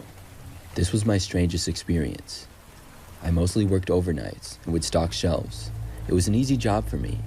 I would start at like 9 p.m., and at first, the store would actually be open, but would close only like 2 hours into my shift. There would never be very many customers in that time anyways. A good number of us worked overnights because obviously Walmart is a really big store. On this one night, I happened to be working in the pets and supplies aisle, which is in the back end of the store. I had been working in that general area, but not that exact aisle earlier in the night, but by now it was about 11:30 p.m. Our store closed at 11, so we had been closed for 30 minutes now. As I was in the pet supply aisle, I was just stocking one of the shelves by myself. When the store closed, I would often put in headphones and listen to music while I worked, which is what I was doing. It helped work go by faster and easier for me. But out of nowhere, I saw something out of the corner of my eye. It appeared as though somebody had walked by. I looked over, but they were now gone. I assumed it to be one of my coworkers, and once a few minutes went by, I kept working. Then, again, I saw somebody at the end of the aisle out of the corner of my eye. I looked over, and this time the person did not walk away. It wasn't one of my coworkers, though. It looked like just some guy that I had never seen before. When I looked at him, he disappeared behind the next aisle. I got up and walked over and then looked down the next aisle. When I did, I saw the man disappearing out of that aisle and into the one after that. I took out my headphones and then radioed in on my walkie that I thought I saw somebody inside the store who wasn't supposed to be here. After that, I kept doing my work. About an hour later, I went to the back room. That area was pretty large in our store, but I was the only one back in that section at the time. When I was walking over there, I was sure that I saw the man again. I could see him hiding behind a box underneath one of the shelves there. I didn't stare at him, and I acted like I never saw him. I was going to walk past, but I decided to turn around and then go the other way instead. He was maybe 30 feet away. When I began walking back, I heard noises behind me, even with my headphones in. I started running for the exit to go back into the sales floor. I heard footsteps behind me when I did. When I got there, I opened the door, and the man did not come out after me. I ran to find the nearest employee.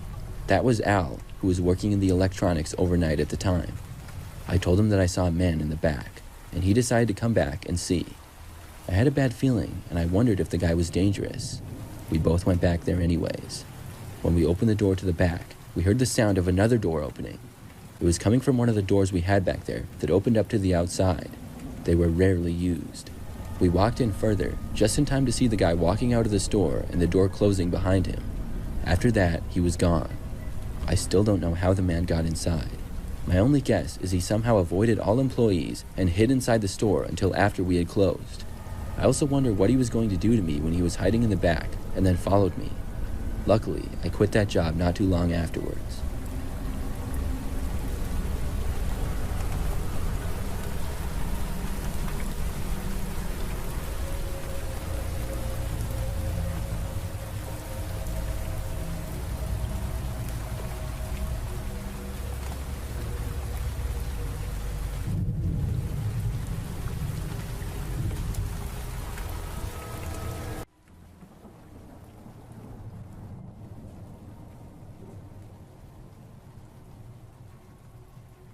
I was 14 when this happened, and it was the middle of February on a Friday night.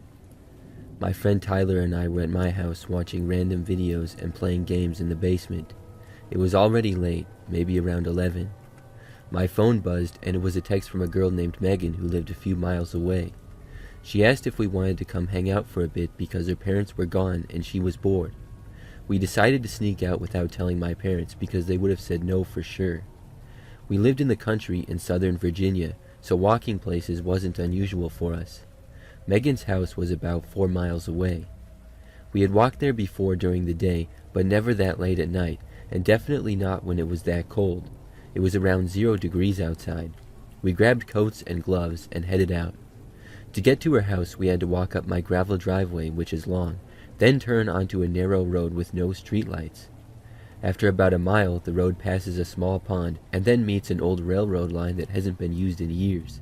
The tracks run straight for a few miles and cut past a small row of trailers and a couple of scattered houses before you reach the woods near Megan's place. The walk there was quiet. Snow covered most of the ground and the sky was completely dark. There wasn't even a moon that night. About halfway there, we passed a small white house near the tracks. The guy who lives there keeps several hunting dogs. At night, he locks them in a large fenced kennel beside his yard. Every time someone walks by, they start barking like crazy. We stayed on the far side of the tracks when we went past. The dogs heard us and started going wild, slamming into the fence and howling. Tyler laughed and we jogged a little bit until we were farther down the tracks and the noise faded.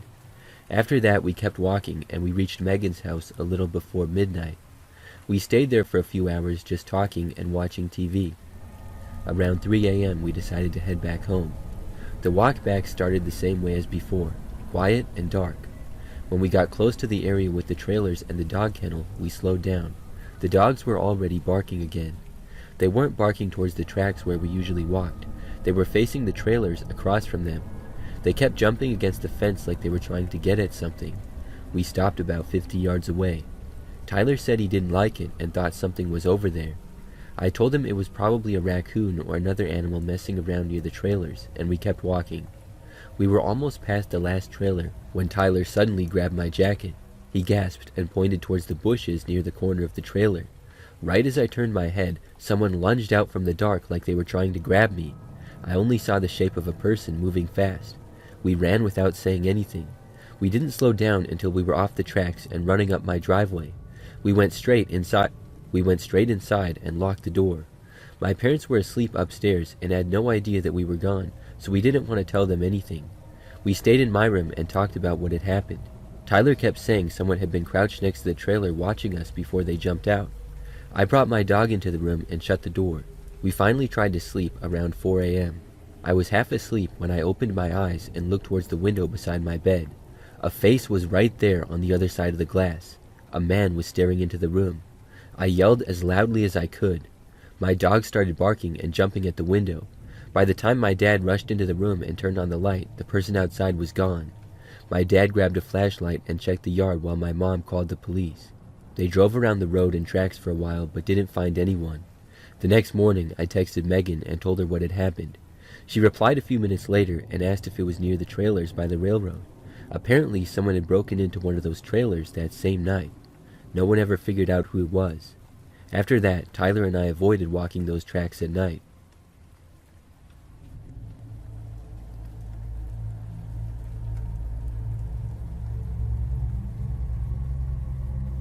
This happened when I was 16.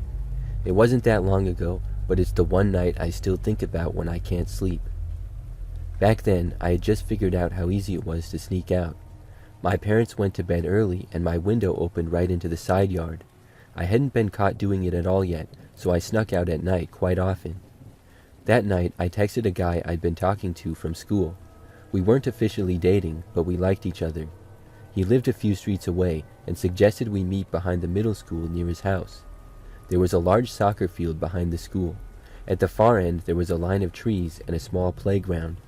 A walking trail ran along the side of the field and connected to a neighborhood behind it. We met up around midnight and sat near the edge of the field where the grass met the gravel track. From there we could see the back of the school and the parking lot lights. But it was dark enough where we were that nobody would notice us unless they walked right over. We had brought a vape and were passing it back and forth, talking about random stuff. After a while, I heard footsteps on the gravel. We both looked towards the trail that ran behind the school. A guy walked past the parking lot lights and onto the path. I remember he had a hoodie on and he was pushing a bike next to him. He didn't look at us. He just kept walking along the path and disappeared behind the corner of the school. We didn't think much about it. It's not like we owned the place, so we kept talking and messing around like before. Maybe 10 minutes later, we heard the same sound again of gravel crunching. This time, the guy came back from the same direction he had just gone. He walked slower when he reached the part of the path that faced the field. He stopped and stood there on the path. It felt like he was looking out across the field, maybe at us, maybe not. We were far enough away that I couldn't be sure. After maybe 30 seconds, he started walking again, but instead of staying on the path, he stepped off the gravel and onto the grass. That's when we decided to leave. There's a narrow trail that cut through the trees that led into a neighborhood with a bunch of small houses. It was darker that way, but at least there were more streets and places to go. We grabbed our stuff and started walking fast towards the trees. I kept looking back, but it was hard to see anything across the field. The trail through the trees was almost completely dark. When we finally reached the other side, we came out onto a small street with houses and porch lights. I felt a lot better immediately. We started walking down the sidewalk, trying to figure out which way would take us back to the main road. We were talking again, laughing a little about how paranoid we were. We turned around at the end of the street, right where the sidewalk met the road. The same guy was standing there with his bike. He was just standing in the middle of the sidewalk, looking right at us. Then he jumped on his bike and began riding towards us as fast as he could. I remember saying, "Go," and we both took off. We didn't even think about where we were going.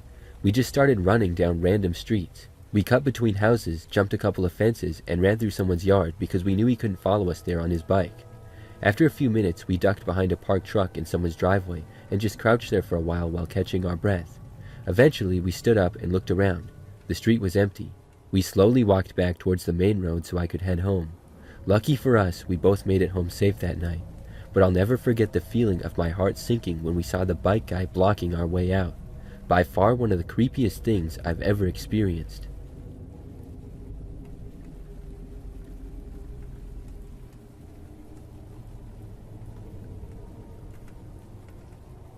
This happened when I was 17. I grew up in a small town, and my parents were strict about curfews. One night, I snuck out to meet some friends at a guy's house about 2 miles away. I'd done it a few times before and had never had any trouble. Around 2 a.m., I decided to head back to my house. There were 2 ways home. One was along the main road, which looped around town and took about 40 minutes. The other was a shortcut through a stretch of woods and an empty field that cut the walk almost in half. I'd taken the shortcut plenty of times, so I went that way. My phone battery was already low when I left. I turned the flashlight on anyway as I crossed the field towards the tree line. It was quiet out there, as there were no houses nearby, no cars, just the sound of insects and the wind moving through the trees. As soon as I stepped into the woods, my flashlight on my phone went out as it had died. I knew the trail well though. There were a few things I always used to make sure I was still on it. A big rock near the entrance, a fallen log you had to step over, a big pine tree halfway through, so I knew where I was going and I just had to slow down a bit without the light. I kept walking slowly, using my feet to feel the path. After maybe another minute, I smelled cigarette smoke ahead of me and I stopped walking immediately. I had no idea where the smoke was coming from though, so I just continued on my way, hoping I wouldn't bump into this person. A few seconds later, I heard a twig snap and then another. The sounds were behind me and getting closer. Whoever was out there smoking had started moving also now, so I instinctively ran. I couldn't see where I was going too well, and branches were hitting my arms and legs as I pushed through them. At some point, I must have left the trail because the ground got uneven and thick with plants. Because of this, I tripped and fell down hard. I stayed there on the ground. I banged my knee on the fall, so I just sat there for a bit, trying to barely breathe. The footsteps kept coming. I heard someone mumbling something under their breath. I couldn't make out any words though. Then, suddenly, a flashlight clicked on. The beam moved slowly through the trees. I kept my head down and stayed still. The light passed a few feet away from me, then swept back again. After a few seconds, the flashlight switched off again, and I heard footsteps gradually continuing away from me. I waited a few more minutes before I got up. The problem was that I had no idea where the trail was anymore. I had run straight off it, but I figured if I kept moving in one direction, I'd eventually reach the road. So I started walking slowly, trying not to make any noise, and eventually I found the trail again. I knew the exit wasn't far now, and if I could reach the fence at the end, I'd be out by the streetlights. A few minutes later, I saw a faint light through the trees. Relief hit me right away as I sped up to get back to the street and the lights. But as I got closer, I saw something standing right at the opening of the trail, a silhouette of a person blocking the exit of the trail. I stopped walking and weighed my options. Maybe it was someone else, but I knew most likely it wasn't. I was tired and scared and just wanted to get out of there. I was a big framed boy standing 6 feet tall, so I decided to run for it. I took off down the trail straight towards the exit in a full sprint, not really sure yet if I would try to barrel through the person or juke them if they were hostile. The figure got larger as I got closer, but still didn't move. Right as I reached them, they shifted suddenly towards the edge of the trail, trying to grab me or something as I juked and kind of squeezed by them. I felt a hand brush the back of my hoodie like they had tried to grab it. I jumped over the small fence gate at the end of the trail and ran onto the road under the streetlight. I didn't stop running until I was halfway down the block near the first house. When I finally looked back, the trail entrance was empty. I got home, climbed back through my window, and didn't sleep much that night. I never used that shortcut again. Not during the day, and definitely not at night when I would sneak out.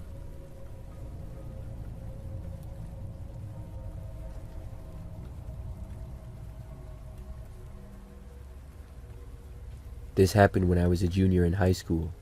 Back then, my friends and I had a routine on weekends. We would tell our parents that we were staying at different houses, but we actually ended up at the same place. One of the guys in our group lived outside of town in an older house with a lot of land around it. It was far enough away that no one ever really bothered us there, and his parents were always doing something else, but also didn't even care if we were around. There were usually 7 or 8 of us, mostly couples and a few other friends. We'd watch movies, play games, eat junk food, and stay up most of the night. Late one Friday night, we got hungry and decided to drive to a place that was open all night near the highway. It was about 10 minutes away and had a couple fast food places and a gas station. We piled into one car and headed out. On the way back, we were on a long, dark road that led towards the house. There weren't many homes out there. As we drove around a bend, we passed a man riding on a bicycle on the side of the road. It was after midnight, so that alone made it strange that someone was biking out there. There weren't any streetlights out as well, and it was cold that night. He turned his head and stared right at the car as we went by. Everyone in the car noticed it. Someone even said something like, "Why is that guy biking out here this late?" We laughed about it for a minute, but it left a weird feeling. A few minutes later, we pulled into our friend's driveway and parked behind the house like we always did. The back door was the one that we used since it was closest to where we parked. We went inside and started eating in the family room. Maybe half an hour later, there was a knock at the back door. The guy who lived there looked at us and asked if anybody was expecting someone. No one was. His parents were out of town that weekend, so it was just us there. He walked over to the door, but didn't open it. There was a small window next to it, so we looked through that first. Then he stepped back and he said quietly, "It's the guy from the road." Immediately, a few of us got up and moved farther into the room. I remember my heart beating really fast. I went halfway up the stairs with two of my friends so we could still hear what was happening. From the stairs, I could see the door, but not the person outside. Our friend cracked the door just a little, but kept the chain on. The man was standing there right on the porch. He said he was thirsty and asked if he could have some water. His voice sounded calm, but something about the situation felt wrong.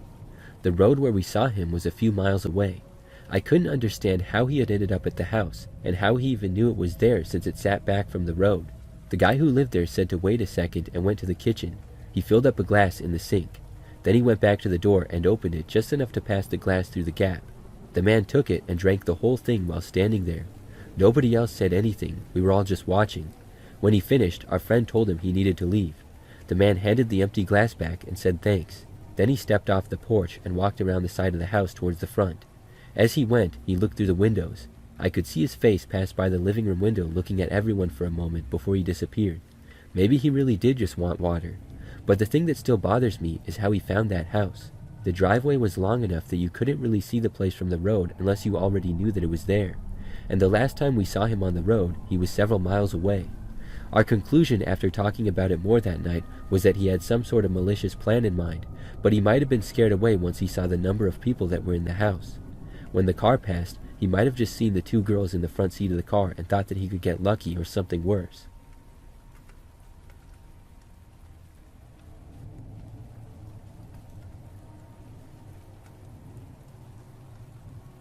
The summer I turned 14, I stayed with my cousin for a few weeks in the town where she lived with her dad.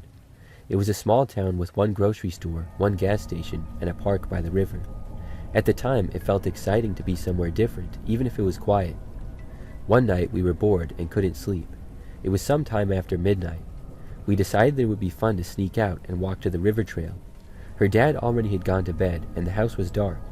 We slipped out the back door and walked down the gravel road behind the house. We walked for maybe 20 minutes, talking about random things and laughing because we thought we were being rebellious. About halfway to the trail, I noticed someone behind us on the road. The guy was wearing dark clothes and a cap pulled low with his hands in his pockets. Neither of us said it out loud at first, but we both had the same feeling that he was following us. We turned into a side street and ducked behind a row of parked cars in front of an empty house. We waited behind the car crouching. After maybe a minute, the man walked past the corner. He slowed down and looked around for a second. Then he kept going down the main road. After he disappeared from sight, we ran the whole way home. The next morning, her dad was watching the local news while making coffee. We were in the kitchen when the story came on. A woman had been attacked late the night before on the same stretch of road we had walked on. It happened around the same time we were out. According to the report, someone assaulted her while she was walking home. My cousin and I just stood there looking at each other. We never told her dad about sneaking out that night, and we didn't want to talk to the police either. At the time, we were scared we'd get in trouble for leaving the house. Looking back now, I wish we would have said something, as maybe it would have helped that woman out.